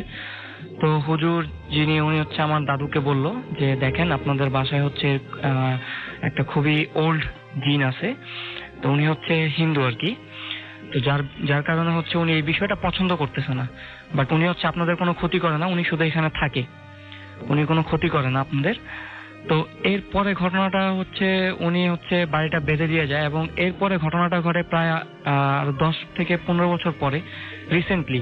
রিসেন্টলি হচ্ছে আমরা যখন বাড়িটাকে ডেভেলপারের কাছে দিই, তখন হচ্ছে আমার আব্বু হচ্ছে ঘরের বড়, তো আমার আম্মু হচ্ছে প্রায় সময় দু একবার স্বপ্ন দেখলো যে হচ্ছে আপনার ওই ডুমুর গাছের নিচে আমার আম্মু দাঁড়িয়ে আছে, এবং হচ্ছে ওই গাছের উপর থেকে কেউ একজন আম্মুকে বলতেছে যে তোমরা বাড়ি যা ইচ্ছা করো, বাট হচ্ছে তোমরা এই গাছটা কেটো না, এই গাছে আমি থাকি। তো আম্মু এটাকে তেমন কিছু একটা ভাবেনি। তো হচ্ছে যখন আর কি বাড়িটা ভাঙা হলো, আমরা ডেভেলপারকে দিই, তো বাড়ির গাছটা হচ্ছে কাটা হলো। কাটার পর দিনে হচ্ছে ভাই আমার রিসেন্ট ছোট ভাই যে ও হচ্ছে আর কি বাই অ্যাক্সিডেন্টলি, আনফরচুনেটলি ছাদ থেকে পড়ে হচ্ছে অ্যাক্সিডেন্টলি মারা যায়। আচ্ছা, এই দুটো ঘটনাকে আপনি কানেকশনটা কোথায় পেয়েছেন, বা কিভাবে আপনি মনে করছেন যে রিলেটেড? যদি আপনার মতো করে বলেন, একদম আপনার চিন্তা থেকে বলেন। এখানে রিলেটেড হচ্ছে ভাই আমার আম্মু হচ্ছে 2 বার অলরেডি স্বপ্ন দেখেছে এই বিষয়টা।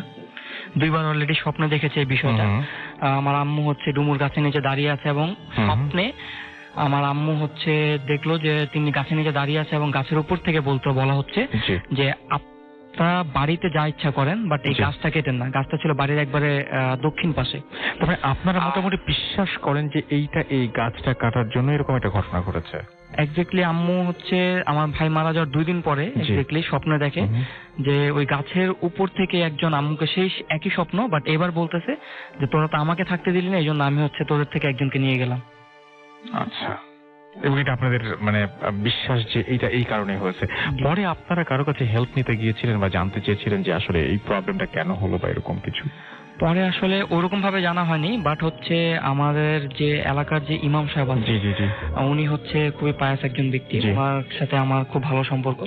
তো উনি একদিন আমাকে বলছিল, জাবির এখানে হয়তোবা তোমার ভাই মানে আমার ভাইয়ের যে অ্যাক্সিডেন্টটা ছিল আসলে ছাদ থেকে ও যেখানে পড়ছে 2টা বিল্ডিং এর মাঝখানে, ও বেশ মোটামুটি লম্বা ছিল। ওই যে জায়গাটা পড়ছিল আর কি, ওই জায়গাটা হচ্ছে এরকম কোনো জায়গা ছিল না যেখানে একটা সচরাচর একটা মানে ব্যক্তি পড়ে যাবে, মানে একটা ব্যক্তি যদি পড়েও সেখানে মিনিমাম আটকে যাবে, সরাসরি একবার নিচে পড়বে না। এবং বিষয়টা হচ্ছে যেখানে সে পড়ছিল সেখানে হচ্ছে আপনার নিচে হচ্ছে পানের গোডাউন ছিল, তো পানের হিউজ স্তূপ ছিল, ও পানের উপরে পড়ছে, বাট পড়ার সময় যে মানে বাড়িগুলো রাখছে সেটার কারণে আসলে ডেড হয়।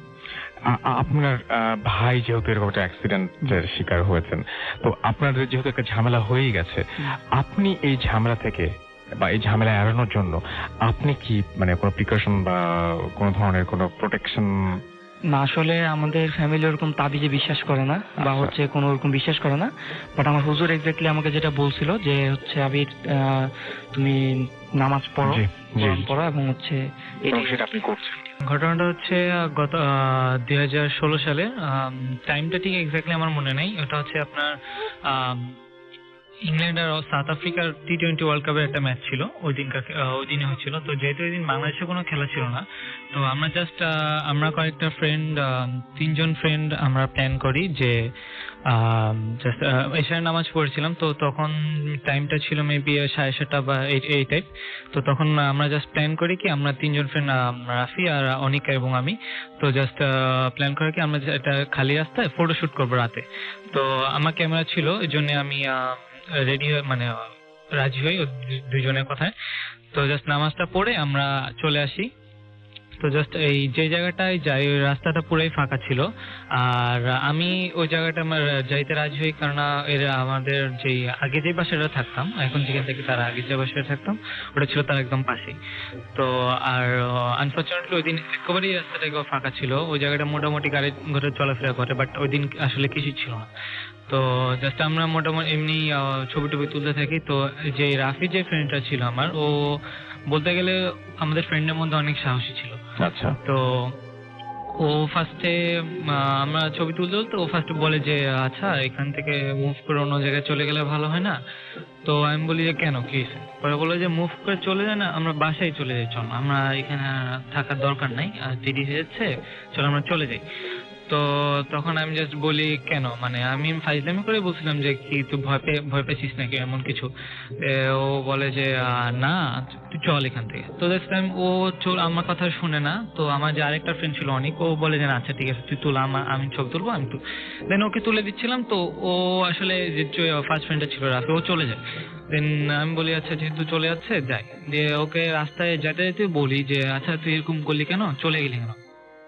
যেন বলে যে আচ্ছা তুই তোর যখন ওকে বলি যে তুই কি ভয় পাইছিস বা এমন কিছু চাইতে থাকি, দেন ও বলে আচ্ছা তুই যখন এত সাহসী আচ্ছা তুই গিয়ে দেখে। বললাম কি দেখে আসতাম? আচ্ছা ওই বাসাটার সামনে যা, ওই যে এখানে আমরা লাস্ট ছবিটা তুলছি। বললাম আচ্ছা ঠিক আছে, গেলাম। অ্যান্ড ফার্স্টে যখন আমি গেছি, ওরা যেহেতু আমার ফ্রেন্ড, ওরা আমাকে ছাড়ে না, ওরা আমাদের সাথেই ছিল, বাট ওইটা ছিল একেবারে রাস্তার মাথায়, আর ওরা ছিল আরেক মাথায়। ওরা আমার সাথে মানে অত দূর আসে নাই, জাস্ট বলছিল যে তুই যাস না। তারপর আমি গেছি, যাওয়ার পরে বললাম, আমার ক্যামেরাটা আমার হাতে ছিল। তো ও আমি জাস্ট ওইখানে একা যখন ছিলাম, ওরা দূরে, ওদেরকে আমি দেখতে পারতেছি যে ওরা আছে। তো তখন একটা জাস্ট সাউন্ড ব্রিফ হইতেছিল যে কেন এখানে কেন এসেছিস, কি লাগবে, এই জাস্ট মানে ওটা কি ডান সাইড থেকে আসছে না বাম সাইড থেকে না সামনে না পিছনে, এটা মানে খুঁজে পাচ্ছিলাম না। তো জাস্ট ওই টাইমটাতে আমি বলি আচ্ছা তোরা এইদিকে কিছু, ওরা চলে আসে সাথে সাথে এসে বলে আচ্ছা ঠিক আছে এবার চল, প্লিজ চল, মানে অনেক রিকোয়েস্ট করতেছিল। দেন জাস্ট তখন আমি বলি আচ্ছা কি হয়েছে এটা বলে, যখন আমি জাস্ট পিছে তাকাইছি তো তখন মানে এটা আমি আগেও দেখছিলাম, বাট আমি মনে করছিলাম এটা গাছ বা জাস্ট কিছু একটা হবে, আসলে ওটা গাছ ছিল না। ওই 2 তলায় যেটা দেখছিলাম এটা ডুপ্লেক্স বাসা ছিল। তো ওইখানে দেখছি কি যে একটা জাস্ট 2 পাশে গাছ না, ওটা হচ্ছে একটা চুল অনেক বড়, একটা মহিলা বা কারো চুল, ওটা হচ্ছে এতই বড় যে ওটা 2 তলা থেকে রাস্তার মধ্যে টাচ করতেছে। আচ্ছা। তো এটা যখন দেখছি আর তখন ওই মানে যে জিনিসটা ছিল ওটা মাথা তুলে আমরা 3 জনে একই সাথে ওটা দেখছি যে মাথা তুলছে, এন্ড তুলে জাস্ট ওর বড় বড় হাতগুলা দিয়ে জাস্ট চুলটা সরাইছে কপাল থেকে।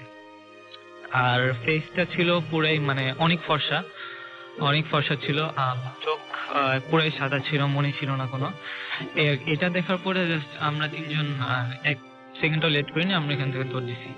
দৌড় দেওয়ার পরে আমরা কি করছি, একসাথে দৌড়েছি। এটা আমরা অনেকবার শুনি যে মানে একসাথে সবসময় থাকা দরকার, কেউ যদি একজন হারায় যায় বা কিছু, তো এই জন্য একসাথেই ছিলাম সারাক্ষণ। তো জাস্ট হয় কি যে একটা মোমেন্টে আমার একটা ফ্রেন্ড হাঁপায় যায় আর বলে যে না এখন আর হচ্ছে না, আমি পারতেছি না। তো জাস্ট আমি তখন পিছে তাকাই, এর আগে আমি কখনো মানে একবার পিছে তাকাই নাই, যে এটা জানি যে কোনো ভয়টা পেলে পিছে তাকাতে হয় না। তো জাস্ট এই জন্য আমি একবার পিছে তাকাইছি। এখন তখন দেখি কি যে এই জিনিসটাকে আমরা দেখছিলাম যে ওটা মানে, আর আমি সবচেয়ে বেশি ভয় পাইছি ওই জিনিসটাকে নিয়ে, যে ওটার চুল এত বড়, তাহলে ও কত বড় হবে। তো তখন ওইটা দেখি যে ওটা জাস্ট বাচ্চাদের মতো হামাগুড়ি দিয়ে আসতেছে আমাদের কাছে, বাট ওটাও তো মানে ফাস্ট না, মানে জাস্ট বাচ্চারা যেমন হামাগুড়ি দেয় যেভাবে, ওরকমই অনেক স্লো, বাট ওটা আসতেছে, থেমেছিল। তো জাস্ট তখনই আমরা ও যে ফ্রেন্ডটা ছিল ওকে নিয়ে আমরা দৌড় দিই। আর সবচেয়ে মানে একটু কনফিউজিং বিষয়টা হলো কি, আমরা যে দৌড়াইতেছিলাম আমার বাসা ছিল সব থেকে কাছে, আর আমরা 3 জনই বাসায় খুব কাছাকাছি ছিল, কিন্তু মানে দৌড়াইতেছি জাস্ট কোনো রোডও চিনতেছি না, জাস্ট দৌড়াইতেছি, মানে একটার পর একটা রোড আসতেছে, আমার বাসা আমি খুঁজে পাচ্ছি না। তো একটা পর্যায়ে জাস্ট দেখি কি যে মানে মিনিমাম আমরা 10 থেকে 5 মিনিট আরো বেশি দৌড়াইতে থাকি। তো একটা পর্যায়ে দেখি ওটা পিছে নাই আমাদের। তো এমন সময় দৌড়তে দৌড়তে একটা রোড চেনা একটা রোড পড়ে, আর ওই রোডটা বরাবর একটা মসজিদ ছিল। তো ওই মসজিদে আমি গিয়ে একটা ওই ঠিক ওই টাইমটাতে একটা পরিচিত একটা আমার আঙ্কেল ছিল, তো ওনাকে কিছু তেমন একটা বলি না। তো আমরা 3 জনে তখন একসাথেই ছিলাম, তো বলি যে জাস্ট আমাদের একটু বাসায় দিয়ে আসে। তো বাসায় দিয়ে এসে আমি বাসায় চলে আসি। আর বাসায় আসার পর যেটা হয় যে আমরা এখানে খুব মানে সবচেয়ে বেশি হলে আমরা এখানে 1 ঘন্টা এখানে টাইম স্পেন্ড করছি, দৌড়াদৌড়ি বা সবকিছু ভয়টা মিলে। বাট আমি বাসায় গিয়ে দেখি কি তখন বাজে আনুমানিক প্রায় 11টা বেজে গেছে। যেটা একেবারেই পসিবল না। যা আমি ওখানে ছিলাম মেবি 7:45-এর দিকে। আমরা 10 থেকে 20 মিনিট আমরা ছবি টবি তুলছি। তারপর যা দেখলাম দেন আমরা দৌড়াদৌড়ি করলাম। তো মিনিমাম সর্বোচ্চ যদি ধরে 1 ঘন্টায় ওখানে ওয়েস্ট হয়েছে। এর মধ্যে আমরা যে গিয়ে দেখি আমি ম্যাচও শেষ, ম্যাচ ছিল সেদিন, ম্যাচটাও শেষ। আর বাজে হচ্ছে 10টা মানে 49 বা এরকম। টাঙ্গাইল সুখীপুরের একটা কোন এক স্কুলের ঘটনা বলবো, হোস্টেলের ঘটনা। সেটা হচ্ছে যে আমার লাইফের রিয়েল, মানে আমার সাথে ঘটে যাওয়া একটা বাস্তব ঘটনা আমি বলবো। আমি তখন ক্লাস 7-এ পড়ি। আমাদের হোস্টেলে যখন আমরা অনেক ছেলে ছিলাম, তো পরীক্ষা সবারই শেষ হয়ে গেছিল। আমাদের 7-এর বেসের পরীক্ষাই ছিল, মানে শেষ হয়েছিল না, জাস্ট আমাদের এই বেসের পরীক্ষাগুলো ছিল আর কি। তো আমি একটা রুমে থাকছি লাস্ট পরীক্ষার দিন, মানে সবাই হোস্টেল থেকে চলে গেছে লাস্ট পরীক্ষার দিন। জাস্ট আমি, আমার হোস্টেল সুপার যে ছিল উনি আমার রুমে ছিল, পাশাপাশি আরো কিছু ফ্রেন্ডস ছিল। পাশে একটা রুমে, টোটাল 2টা রুমে আমরা ছিলাম কিছু, আর সবাই চলে গেছে। তো আমার আবার রাত জায়গা পড়াশোনার অভ্যাস ছিল, পরীক্ষার আগে রাতে আমি রাত জায়গা পড়াশোনা করতাম। তো আমার পাশের রুমে যে ওরাও শুয়ে পড়ছে, জাস্ট আমার রুমে যে সবাই শুয়ে পড়ছে, জাস্ট আমি ছোট ল্যাম্প জ্বালিয়ে পড়াশোনা করতেছি। তো হঠাৎ করে রাত 12টা বাজে, 12টার একটু আপ হবে, আমার রুমে দরজা বাদে নক করতেছে, বারে নক করতেছে। ফার্স্টলি ভাবছি যে এটা হয়তো আমার পাশের রুমে যারা ফ্রেন্ডরা, হয়তো রবিন ছিল, শাহ আলম ছিল, ওরা হয়তো দুষ্টামি করতেছে। তো ফার্স্টলি আমি ওদের জোরে করেই বলছি যে স্যার কিন্তু আছে, হোস্টেল স্যার কিন্তু আছে, তোমরা যদি এই রুমে কিন্তু আছে, তোমরা যদি এরকম ডিস্টার্ব করো তাহলে তোমাদের কিন্তু প্রবলেম হবে। জাস্ট 5 মিনিট 10 মিনিট পর নক করে এক পর্যায়ে আমি বিরক্ত হয়ে পড়াশোনা বাদে আমি দরজাটা ওপেন করছি। যেন আমি ওপেন করলাম, আমি এমন একটা শেপ দেখলাম যেটা দেখার জন্য আসলে আমি প্রস্তুত ছিলাম না, মানে খুবই ভয় পেয়েছি জিনিসটা দেখে। জাস্ট পা দুটা উপরের দিকে, মাথাটা নিচের দিকে, হ্যাঁ, চোখ দুটো জ্বলজ্বল করতেছে, মুখটা অনেকটা কুকুর বা শিয়ালের মতো মুখ আকৃতিটা, মানে পায়ের সাথে আপনি নুপুর পরার মতো এরকম ভাব আর কি। জাস্ট আমি দেখে তো মানে মারাত্মক পরিমাণ ভয় পেয়েছি। ভয় পেয়ে আমি সাথে সাথে চিৎকার দিয়ে উঠছি। চিৎকার ওঠার সাথে সাথে আমার হোস্টেল সুপার যে স্যার ছিল উনি উঠে গেছে। উনি উঠে আমাকে জিজ্ঞেস কি সমস্যা। জাস্ট আমার সাথে আরো যে 2-3টা ছেলে ছিল রুমে, সবাই উঠে গেছে। ওঠা যাওয়ার পর 2 মিনিটের বাদে সেটা আমাদের পাশে আবার একটা জার্মান প্রজেক্ট ছিল, একটা মাঠটা ছিল আমাদের স্কুলের, শেপটা ছিল আপনার ওপেন ছিল, 2 সাইডে গেট ছিল না। তো ওটা অর্ধেক মাঠ অলরেডি চলে গেছে, মানে লাফাইতে জাস্ট একদম মানুষ জাস্ট উল্টা, হ্যাঁ, লাফাইতে চলে যাচ্ছে। চলে যাওয়ার পর এটা স্যার সহ আমার হোস্টেল সুপার যে উনিও দেখছে। দেখার পর সবাই আমরা জিনিসটা খুবই ভয় পাইছি। তারপর জার্মান প্রজেক্টের উপর একটা দেওয়াল আছে, জাস্ট দেখলাম লাফাইতে দেওয়ালের উপর দিয়ে চলে গেল। চলে যাওয়ার পর তো স্যার জিনিসটা দেখে আমাকে বললো যে, সবাই বললো, উনি মানে খুবই ভয় পাইছি সবাই আমরা, যে আমার হোস্টেলে তো আসলে 60 জনের উপর ছেলে আছে, এই ঘটনাটা যদি বলো সকালে কাউরে, আমার হোস্টেলে কোনো ছেলে থাকবে না, আর এটা অনেক হয়ে যায়। আমার কাছে রিকোয়েস্ট করলো যে এটা কাউরে বলা যাবে না। জাস্ট এটা দেখার পর আমি হোস্টেল ত্যাগ করছি, লিভ করছি, আর হোস্টেলে আমি থাকিনি। এটা আমার সাথে আসলে সরাসরি রিয়েল আমার সাথে ঘটে যাওয়া একটা ঘটনা। আমার খালাতো ভাই স্বাধীনের মুখ থেকে শোনা। ও একজন প্রফেশনাল ফুটবলার। তখন বাংলাদেশের কোন একটা ফুটবল একাডেমিতে তখন ও আন্ডার 16 খেলে, ওখানে ও থাকে। ঘটনার সময় ওখানে থাকাকালীন ওখানেই থাকতে হতো, ঢাকার বাইরে এটা। তো একদিন ওরা প্র্যাকটিস শেষ করে যখন ওদের ওই একাডেমিতে ফিরে, ওর এক ফ্রেন্ড ও দুপুরবেলা বারান্দায় বসে গান শুনছিল। তো হঠাৎ করে বাতাস ছিল, এই জন্য বারান্দায় বসে, হঠাৎ করে ওর ফ্রেন্ড মানে কেমন যেন একটা গরম বাতাস, ভ্যাপসা বাতাস অনুভব করলো। তো এর কিছুক্ষণ পরেই ওকে মানে কেউ যেন একটা জোরে চর মেরে ওকে ফেলে দেয়। ও দোতলায় ছিল, আর বারান্দার রেলিং এর সাথে ওর পাটা আটকে যায়। ও পড়ে গিয়ে ও চিৎকার শুরু করে। ওর ফ্রেন্ডরা সবাই ছুটে আসে, ওকে ওখান থেকে সেভ করে। তারপর জিজ্ঞেস করলো কি হলো। তারপর বললো যে আমি এখানে বসেছিলাম, একটা কে যেন, মানে আমি কিছু দেখিনি, আমাকে থাপ্পড় মারে, আমি পড়ে যাই এখানে। তো এরপর কিছুদিন পর আমার খালাতো ভাই একদিন রাতের বেলা শুনতে পাই যে রাতের বেলা ঘুমাতে যাবে, এমন সময় শুনতে পাই জানালা এদিক থেকে কান্নার আওয়াজ আসছে, এরকম কান্নার আওয়াজ। তারপর ওর রুম থেকে বেরিয়ে যায় তাড়াতাড়ি। ওর পাশে আরো যারা ফ্রেন্ড ছিল ওদেরকে বলে যে এরকম কান্নার আওয়াজ আসছে, তোমরা কি শুনছো?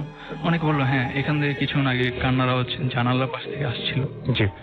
তো এরপর দিন ওরা ওদের যে কেয়ারটেকার ছিল তাকে বলে যে ওই দিন আমার ফ্রেন্ডকে এরকম মানে কি দোতলা থেকে বারান্দা থেকে চড় মেরে ফেলে দিল, তারপর আমরা কান্নার আওয়াজ পাই। আসলে এটা কি? ও বলল এই একাডেমিটা হওয়ার আগে এই জায়গাটা আসলে একটা শ্মশান ঘাট ছিল। তো এটা যখন হওয়ার পর থেকে অনেকেই অনেক কিছু ফেস করে। এমনও হতো যে রাতের বেলা কেউ তার কিছু জিনিস রাতের বেলা একটা জায়গায় রেখেছে, সকালবেলা উঠে দেখলো যে ওই জিনিসটা ওখানে সে খুঁজে পাচ্ছে না। হয়তো বা আবার অনেকে দেখতো যে সে তার বেডে ঘুমিয়েছে, সকালবেলা সে নিজেকে আবিষ্কার করলো অন্য আরেকজনের বেডে। তো এটা নিয়ে অনেক কথা হতো যে ওরা ফ্রেন্ডদের মধ্যে কথোপকথন করতো যে তুমি কি আমাকে এখান থেকে নিয়ে এসছো? ওরা বললো না, এটা তো আমি করবো। তো আমার খালাতো ভাই ও একদিন রাতের বেলা ঘুমাতে যাওয়ার আগে হঠাৎ করে ও মানে অন্যদিকে তাকিয়েছিল, হঠাৎ করে ওর মনে হলো যে জানালার বাহির দিয়ে কিছু একটা চলে গেল দ্রুত গতিতে। তো এর পরদিন ঠিকই ও খেয়াল করলো যে সাদা কিছু একটা ওভয়েড শেপ টাইপের জানালা এই দিক দিয়ে হেঁটে হেঁটে চলে গেল। তো এটা দেখার পর ও তাড়াতাড়ি রুম থেকে বেরিয়ে আসে, তো সবাইকে বলে। এরপর ওরা বলে যে আবারও কেয়ারটেকারকে বলে, উনি বলেন যে আসলে এইটা জায়গাটা আগে শ্মশান ছিল, এরপর অনেক ফুটবলার এখানে থাকে, তাদের সাথে এরকম হয়েছে। তারপর ও ওখান থেকে চলে আসে। আসলে ভাই এখানে জিনিসটা হচ্ছে কি, ওই জানালার পাশ দিয়ে কেউ যদি যায় আর ওখানে ওঠাটা পসিবল না, আর কেউ যদি যায় এত রাতে কেউ কোথা থেকে আসবে বা এখান দিয়ে সানসেটের উপর হাঁটাহাঁটি করবে কেনই বা। তো তারপর ও ওখান থাকে না, ও আন্ডার 16 শেষ করে চলে আসে। তো এই ঘটনা ঘটে অক্টোবরের দিকে। তো সামনে মাসেই আমার পরীক্ষা, তো সের জন্য আমার রাত জেগে পড়তে হতো। তো একদিন প্রায় রাত 2-2:30 সময় আমি পড়ছিলাম। তো সেই রাতে বেশ গরম ছিল। তো গরমের জন্য আমার রুমের সাথে একটা অ্যাটাচড একটা বারান্দা ছিল। তো সেই বারান্দাটার দরজাটা খুলে আমি বিছানায় বই খাতা নিয়ে পড়ছিলাম। তো প্রথম 10-15 মিনিট নর্মালি কেটেছে। তো এরপর নোটিস করলাম যে বাতাস আসছে না, মানে আমার একটু গরম ঘামছি আমি। তো কিন্তু বাইরে তাকিয়ে দেখলাম যে বেশ বাতাস, গাছপালা নড়ছে। তো এটা অদ্ভুত লাগলো, তাই আমি একটু বাইরে যেয়ে চেক করার জন্য গেলাম। ঠিক দরজাটা পার করে বারান্দায় যেতেই দেখি অনেক বাতাস, কিন্তু ভিতরে ঢুকতে না কিছু, মনে হচ্ছে কিছু একটা ব্লক করছে বাতাসটা। তো একটু আশ্চর্য হয়েছিলাম, বাট কিছু মনে করিনি। তাই আমি একটু বারান্দাটি কিছুক্ষণ হাঁটাহাঁটি করলাম। তো তখন নোটিস করলাম যে আমাদের বাসাটা ছিল নিচ তলায়, আর বাসাটার পিছনে একটা ছোট একটা ইয়ার্ড টাইপের ছিল, যেখানে যাওয়া যেত নিচতলার একটা গেট দিয়ে। সেই গেটটার তালা খোলা, সেটা সাধারণত লাগানো থাকে। তো দেখে ভাবলাম কাজের মেয়েটা মনে হয় ভুলে খুলে রেখেছে। তো তখন আমি ছোট ছিলাম, অ্যান্ড রাতটাও পূর্ণিমার রাতের টাইপ, অনেক আলো ছিল বাইরে। তো আমি কিউরিওসিটি নিয়ে ভাবলাম একটু বাইরে যাই, বাইরে ঝড় টাইপের বাতাস অনেক, একটু হাঁটি। তো খুলে আমি গেলাম। তখন আমার প্যারানর্মাল কিছুর কথা আমার চিন্তা ছিল না, তাই আমি নির্ভয়ে গেলাম। তো দাঁড়িয়ে আছি, তখন একটু নোটিস করলাম যে আমার যে রুমের দরজাটা, সেখান থেকে ট্রান্সপারেন্ট কালো আচ্ছা একটা জিনিস আমার মানে বাইরের দরজাটার দিকে আসছে। এটা আসতে আমার চোখ ওদিকে ছিল, আস্তে আস্তে একসময় ওটা একদম ওই গেটের সাথে একদম মিশে গেল। আচ্ছা। তো তখন আমার একটা হালকা ভয় লাগা শুরু করলো। তো একটু কাছে গিয়ে যখন চেক করলাম, দেখলাম একটু আগে যে আমার রুমের দরজার সাথে যেটা ঘটছিল সেটা এখানে ঘটছে, মানে বাতাসটা ভিতরে ঢুকেছে না, বাতাসটা ওইখান দিয়েই ব্লক হয়ে যাচ্ছে। তো তখন এবার আমি পুরোপুরি অনেকখানি ভয় পেয়ে যাই, যে ভাবি আজকে তার পড়াশোনা দরকার নেই, আমি ঘুমিয়েছি। তো ও দরজাটা তালা দিয়ে আমি ভিতরে যাচ্ছিলাম। তো তখন আমার যে বারান্দাটা গ্রিল ছিল, তো গ্রিলের উপর দেখলো নেট টাইপের ছিল যাতে মশা না ঢুকে। তো ওইখান দিয়ে আমি দেখতে পাই যে বাইরে গাছপালার মাঝে একটা লম্বা কালো কিছু একটা দাঁড়িয়ে আছে। তো আমার যেটা সবচেয়ে অদ্ভুত আর ভয়ের লাগে সেটা হচ্ছে জিনিসটার একটা মাত্র চোখ, আর জিনিসটা অনেক লম্বা, নর্মাল মানুষের থেকে অনেক অনেক লম্বা, আর আমার দিকে একদম ডাইরেক্ট তাকিয়ে আছে। তো ভয়ে আমার পুরো গা ঠান্ডা হয়ে যায়, অ্যান্ড আমার এতটুকু এনার্জি ছিল না যে আমি চিৎকার দিব অথবা দৌড় দিব, এরকম কিছু চিন্তাই ছিল না। তো আমার বারান্দাতে আমার সাইকেল রাখা ছিল। তো আমি ভয়ে ওটার দিকে চোখ রেখেই এক পা করে পিছে হাঁটছিলাম। তখন হঠাৎ করে অজান্তে ওই সাইকেলের সাথে পা লেগে আমি পড়ে যাই। পড়ে ঠিক সাইকেলটার উপরেই পড়ি, এর জন্য একটু পিঠে ব্যথা পাই। তো তখন আমার চোখটা সরে গিয়েছিল ওখান থেকে। যখন ফেরত ওটার দিকে তাকাই, দেখি ওটা আমার গ্রিলটা ধরে ঝুলে আছে, একদম ঠিক আমার দিকে তাকিয়ে ঝুলে আছে, এবং এমন দৃষ্টিতে তাকিয়ে আছে যে মনে হচ্ছে আমি ওর খাবার আর আমাকে খাবে, একদম এরকম দিকে তাকিয়ে আছে। আর তখনই একটা খুব জোরে একটা বাতাস এসে সে নেট যে লাগানো ছিল, খুব পাতলা ছিল, সেটা একদম খুলে নিচে পড়ে যায়। সে আওয়াজটা হয়, সে আওয়াজে আর কন্ট্রোল রাখতে পারি না, আমি সেন্সলেস হয়ে যাই। পরদিন সকালে ভোরের দিকে যখন আমার জ্ঞান ফিরে, আমি ওই জায়গাতেই ছিলাম, ওই সাইকেলের উপরেই ছিলাম, আর ওই জিনিসপত্র আশেপাশে পড়ে আছে।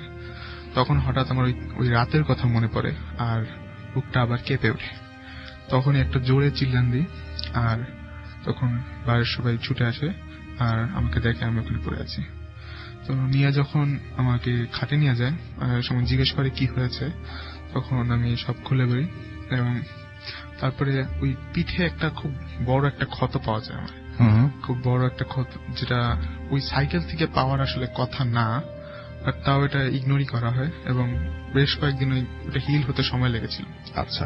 তো বেশ কয়েকদিন পর যখন ওটা হিল হয়ে যায়, তখন আমাকে একটা হুজুর টাইপের একটা লোকের কাছে নিয়ে যাওয়া হয়, যে একটু দেখে দেয় যে কি হয়েছিল আসলে। সে এটার পুরোপুরি কোনো এক্সপ্লেনেশন দিতে পারে নাই। তো যাই হোক, ঘটনাটা এখানেই শেষ। 21শে রমজানের রাত্রে তারাবি শেষে একজন ভদ্রলোক আমার কাছে আসেন এবং ওনার বাসা আমাকে নিয়ে যান। উনি আমাকে ওনার বাসা নিয়ে যে ঘটনাটা বলেন, যে সমস্যাটার কথা, ওনার আম্মা 5 রমজানে মারা যান। তো ওনার আম্মা মারা যাওয়ার পরে ওনার আম্মু যে ঘরটাতে ইবাদত করতেন, যে ঘরটাতে থাকা হতো, সেটা ছিল ছাদের উপর একটা রুম নিয়ে। তো রাত্রে 11টা থেকে নিয়ে ফজর পর্যন্ত সেইখানে ওনার আম্মু থাকতো এবং ইবাদত বন্দেগী করতো, আর সারাদিন নিচেই থাকতো। তো ওই ঘরটাতে কাউকে প্রবেশ করা দেওয়া হতো না, উনি একাই সেই রুমটাতে ওনার থাকা হতো। তো ওনার মা যখন মারা গেছেন 5 রমজানে, সেই রাত্রিতে তারাবি শেষ করে ওনার ছেলে, যেটা আমার কাছে আসছিল নেওয়ার জন্য, উনি ওই ঘরটাতে গিয়ে দেখেন তালা খুলে, ঘরটাতে কোনো কিছুই না, শুধু একটা কোরআন জায় নামাজ বিছানো আছে, কোরআন শরীফ রাখা, একটা তসবিহ দান আছে, আর কোনো কিছুই না। উনি কোরআনটা খুলে তেলাওয়াত করেন, পড়েন কিছুক্ষণ। এরপর সেখানে উনি রাত্রে 1টার দিকে তাহাজ্জুদ নামাজ পড়ার জন্য, সালাতুত তাহাজ্জুদ নামাজ পড়বার জন্য উনি দাঁড়ান সেখানে। তো উনি যখন নামাজ পড়তে দাঁড়ান, উনি বলতেছে যে আমি নামাজের নিয়ত বাঁধলাম, বাঁধার পর সূরা পড়তেছে। সেই মুহূর্তে আমার কাছে খুব ফুলের খুশবু, খুব আতর মতো ফুলের খুশবু মতো খুব বের হয়ে দিছে। তো সেই মুহূর্তে উনার নাকি ভয় হয়, উনি ভয় পাইতেছেন যে এরকম খুশবু তো কোরআন তেলাওয়াত করলাম, অনেকক্ষণ ছিলাম, এরকম খুশবু ছিল না। নামাজে দাঁড়ানোর সময় খুশবু আসলো, ওনার ভিতরটা খুব ভয় লাগতেছে, শরীরটা ভারবার লাগতেছে। ওই নামাজের নিয়ত অবাধা অবস্থাতেই উনি পিছনের দিকে তাকালেন, ওনার ভয়ে। তো উনি পিছনের দিকে তাকিয়ে দেখেন যে সবুজ পাগড়ি পরিহিত মাথার মধ্যে নামাজ কাতারে সবাই এরকম পিছনে অনেকগুলো নামাজের জন্য দাঁড়িয়েছে, কিন্তু কারো শরীর দেখা যাচ্ছে না, শুধু মাথাটা আর সবুজ পাগড়ি পরা, শুধু মাথাগুলো এভাবে সারিবদ্ধভাবে দাঁড়ানো, তার সাথে নামাজে দাঁড়িয়েছে। উনি তো এটা দেখে উনি বেহুশ হয়ে গেছেন। পরবর্তীতে ওনাকে নিয়ে গিয়ে একজন ইমাম সাহেবের দ্বারা ঝাড়ফুঁক করালেন। যখন ঝাড়ফুঁক করানোর পরবর্তীতে ওনার শরীর খুব অসুস্থ থাকে, এবং প্রতিটা রাত্রি থেকেই ওনার ওই সমস্যাটার পর থেকেই উনি ওনার বাসার যে ঘরটাতে থাকেন নিচের তলায়, সেই জালনা দিয়ে শুধু একটা মাথা, সেই সবুজ পাগড়ি পরিহিত সেই মাথাটা রাত্রে 1টার দিকে তার কাছে এসে তাকে ডাকে, মিলন নামাজে আসো। উনি শুধু এই আওয়াজটাই পাইতে থাকে। পরবর্তীতে সমস্যার পর থেকে উনি যখন দোতলায় ছাদে উপরে যান না, ওই রুমটাতে যখন থেকে বন্ধ করে দিয়ে আসছেন, এরপর থেকে উনি শুধু ওনাকে কতরের রমজানের মধ্যে ওনাকে ডাকা হয়েছে, মিলন নামাজে আসো। উনি এই ভয়ে আর ওইটাতে যান না। পরবর্তীতে আমাকে যখন ওনার বাসায় নিয়ে গেলেন, তো বললাম ঠিক আছে আসেন, আপনার আম্মুর ঘরে আমরা বসবো, আপনার ঘরে বসবো না, আপনার যে ঘরটাতে সমস্যা, যে ভয় আপনি পাইছেন, সেই ঘরটাতে আমরা গিয়ে বসে আমরা কথা বলি এবং দেখি কি সমস্যার সমাধান করা যেতে পারে। আমরা সেই ঘরটাতে বসলাম, বসে কথা বলতেছি। আমি টাইম পাস করতেছি যে একটা বাজুক, আমি সেই জিনিসটাকে দেখতে চাই। সবুজ পাগড়ি পরেই তো মাথাটা শুধু দেখা যায়, শরীর দেখা যায় না, সে কি রকমের জিনিসটা হতে পারে সেটা আমি দেখার জন্য শুধু তাদের সাথে কথা বলে যাচ্ছি। সেখানে একটা জিনিস দেখা গেল যে রাত 1টা বাজে, কারো তো কোনো প্রবেশ নেই, কিন্তু মিলন ভাই যিনি, উনি পরিবর্তন হয়ে গেলেন। উনি হঠাৎ কথা বলতে আমাকে বলতে লাগলেন, আসসালামু আলাইকুম ভাইয়া, আপনি কখন আসছেন, আপনি ভালো আছেন? উনি আমাকে এই কথাটা বলতে লাগলেন। এই কথা বলার পরে ওনার ছোট ভাই যে ছিল, ওনাদের পরিবারে অনেকজন ছিল, উনি ওনার ছোট ভাইকে খুব জোরে একটা চড় মারলেন এবং বললেন, এই তুমি অজু ছাড়া ঘরে প্রবেশ করলা কেন? তুমি এক্ষুনি বের হয়ে যাও, এখানে ঢুকতে হলে অজু করে আসতে হবে, অপবিত্র অবস্থায় ঢুকবা না। উনি এই কথাটা বললেন যে অপবিত্র অবস্থায় এখানে ঢুকবা না, তুমি অজু করে আসো। খুব জোরে একটা চড় মারলেন, তারপরে ধমক তাড়ি দিলেন তার ছোট ভাইকে। তখন আমি বললাম, ঠিক আছে ভাইয়া, আপনি বের হয়ে যান, বাকি বিষয়টা আমি দেখতেছি। উনি সবকিছু পরিবর্তন, মিলন ভাইয়া সবকিছু পরিবর্তন হয়ে গেছে, কথা সবকিছু উলট পালট, সবার সাথে সব উলট পালট কথা বলতেছে। তখন আমি বলছি, দেখেন আমি যদি এই ঘরটা ভাড়া দিয়ে দেই, মা তো চলে গেছেন, এই রুমটা তো খালি থাকবে, এই ঘরটা ভাড়া দিয়ে দিব যেন সমস্যা না হয়। তখন বলছেন, না, এই ঘরটা এরকমই থাকবে, আমরা থাকবো, আপনি আসবেন, আপনার জন্য দরজা খোলা, আপনি আসবেন, এসে সেখানে নামাজ পড়ে ইবাদত করবেন, তাদের নিয়ে আয়োজন করবেন। এই ঘর ভাড়া কোনোদিন হবে না, এই ঘর ভাড়া দেওয়া যাবে না, এই ঘরটাতে কখনো ভাড়া ঢুকবে না, এই ঘরটা এরকমই থাকবে। তারপরে আমি মিলন ভাইকে বললাম, ঠিক আছে, তোমরা ঠিক এখন চলে যাও, আমি ঈদের পর আসবো নি, এসে এটার সমাধান আমি দেখবো নি কি করা যেতে পারে। সেদিন আমি এইভাবে মিলন ভাইকে রাখলাম। এরপরে আপনি আবার যাবেন। অজ্ঞান হয়ে গেছিল। আচ্ছা আচ্ছা আচ্ছা। মিলন ভাইয়া অজ্ঞান হয়ে গেছিল, পড়ে গেছিল, বেহুশ হয়ে গেছিল। পরবর্তীতে তাকে যখন উঠালাম, উনি কিছুই বলতে পারেন না। উনি যে আমার সাথে এরকম ব্যবহার করলো, এরকম কথা বললো, উনি কিছুই বলতে পারেন না। আমি মিলন ভাইয়াকে বলে আসছি, এরপরে আবার দেখা হবে ইনশাআল্লাহ। তো বেসিক্যালি স্টোরিটা আমাদের এলাকারই এক বড় ভাইয়ের সাথে ঘটা স্টোরি। তো তারা 3 জন একদিন ছাদের মধ্যে আড্ডা দিচ্ছিল। তো ওইখানে ছাদের মধ্যে একটি ঘর ছিল, খালি ঘর। তো তাদের ওইখান থেকে কিউরিয়াসিটি জায়গা যে এই ঘরটা অলওয়েজ কেন তালাবদ্ধ থাকে। তো যার বাড়ি, তো বাকি যে 2 ফ্রেন্ড ছিল, ইমন ভাই আর উজ্জ্বল ভাই, তো তখন সোহাগ ভাইকে সেটা বলে যে এই ঘরটা তালা মারা কেন। তো সোহাগ ভাই তখন আসলে বলতে পারে না কেন, সে কখনো তার বাবা কিভাবে জিজ্ঞেসই করেনি। তো তারা 3 জন মিলে প্ল্যান করে যে একদিন ওই ঘরের মধ্যে তারা থাকবে, ইনি হোক কোনোভাবে চাবিটা জোগাড় করে ওই ঘরের ভিতর থাকবে। তো ওইরকম একদিন করে তারা রাতের বেলা ওনারা উঠে সেই ঘর যায়, ছাদে যায়। তো যাওয়ার পর যখন চাবি দিয়ে গেটটা খুলতে তারা ট্রাই করে, গেট খুলে যায়, কিন্তু মনে হচ্ছিল যে গেটটা মানে ভিতর থেকে কেউ একজন ধাক্কা দিয়ে রেখেছে, মানে তাদের ভিতরে ঢুকতে দিতে চাচ্ছে না, এই ধরনের। তো কিছুক্ষণ পর ট্রাই করার পর হ্যাঁ গেট খুলে যায়। তো ওনারা যখন ভিতরে যায়, তো যাওয়ার পর ওনারা অবভিয়াসলি যেহেতু 3 ফ্রেন্ড একসাথে ছিল, তো তাদের প্ল্যান ছিল যে সারা তারা মানে জাগনা থাকবে। কিন্তু কিছুক্ষণের মধ্যেই তারা 3 জনই ঘুমিয়ে পড়ে। তো ঘুমিয়ে পড়ার পর হঠাৎ 3টার দিকে ইমন ভাইয়ের ঘুম ভাঙে। ঘুম ভাঙার পর উনি যখন পানি খেতে যায়, তো ছাদে যে টাঙ্কিটা আছে, ওই টাঙ্কির দিকে তার নজরটা পড়ে। তো উনি ওইখানে একটা অবয়ব খেয়াল করতে পারেন। তো করার পর উনি খুব ভয় পায়, কিন্তু উনি কিছু বলতে পারে না। তো উনি কাইন্ড অফ হিপনোটাইজ হয়ে যায়। তো হওয়ার পর ওই অবয়বটার দিকে উনি যেতে শুরু করেন এবং সিঁড়ি পেয়ে ওই টাঙ্কির উপরে উনি উঠে যায়। উঠে যাওয়ার পর উনি ওনার সাধারণ জ্ঞান ফিরে পায়। ফিরে পাওয়ার পর উনি আবিষ্কার করে যে উনি টাঙ্কির উপরে দাঁড়িয়ে আছে।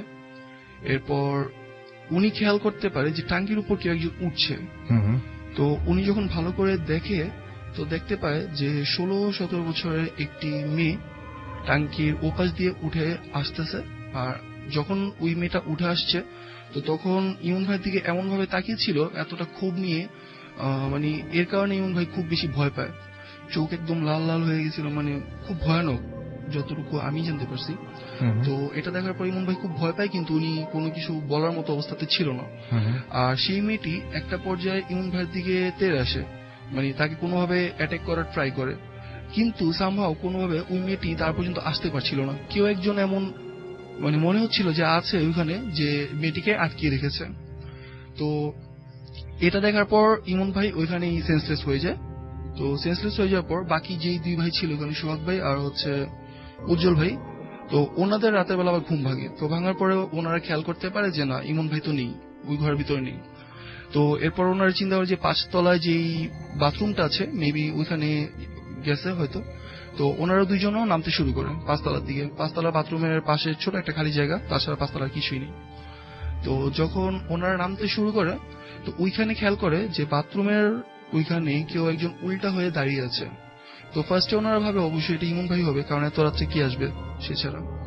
কিন্তু যখন তার একটু ভালোভাবে তাকায় তখন দেখতে পারে যে না, এটা ইমন ভাই না, খুব লম্বা কোন একজন লোক। আর যখন ওই লোকটা তাদের দিকে তাকায় তখন তারা খুব বেশি ভয় পায় এবং খুব বেশি অবাক হয়ে যায়, কারণ লোকটা অনেক বেশি লম্বা, অনেক বড় বড় চুল, আর স্বাভাবিক অর্থে খুবই ভয়ঙ্কর ছিল। তো এটা দেখার পর ওনারা দুজন সেম, ইমন ভাই ওইখানে যেরকম হিপনোটাইজ হয়ে গেছিল ওনারা কাইন্ড অফ ওরকম হয়ে যায়, ওনারা দাঁড়িয়ে দাঁড়িয়ে দেখতে থাকে। আর ওই লোকটা ওনাদের দিকে আসতে শুরু করে, আর তার মধ্যে লোকটা হঠাৎ করে পড়ে যায়। যখন ফ্লোরের মধ্যে পড়ে যায়, লোকটা খুব বেশি আসার ট্রাই করছিল সোহাগ ভাই আর উজ্জ্বল ভাইয়ের দিকে, কিন্তু কোনোভাবেই উনি আসতে পারছিল না। মনে হচ্ছিল যে কেউ একজন ওনাকে আটকিয়ে রেখেছে, কিন্তু খুব ক্রলিং করে আসতে শুরু করে এক পর্যায়ে, কিন্তু আসতে পারে না। তো হ্যাঁ, ওনারও ওই অবস্থায় সেন্সলেস হয়ে যায়। তো সকালবেলা যখন ইমন ভাইয়ের বাবা, সোহাগ ভাইয়ের বাবা আসে যখন ছাদের মধ্যে, অর্থাৎ বাড়িওয়ালা যখন আসে, তো তখন তাদের 3 জনকে এই অবস্থায় পায়। সোহাগ ভাইয়ের পায়ের মধ্যে একটা স্ক্র্যাচ দেখতে পারে, আর বাকি 2 জনকে ওইভাবে অক্ষত অবস্থায় পায়।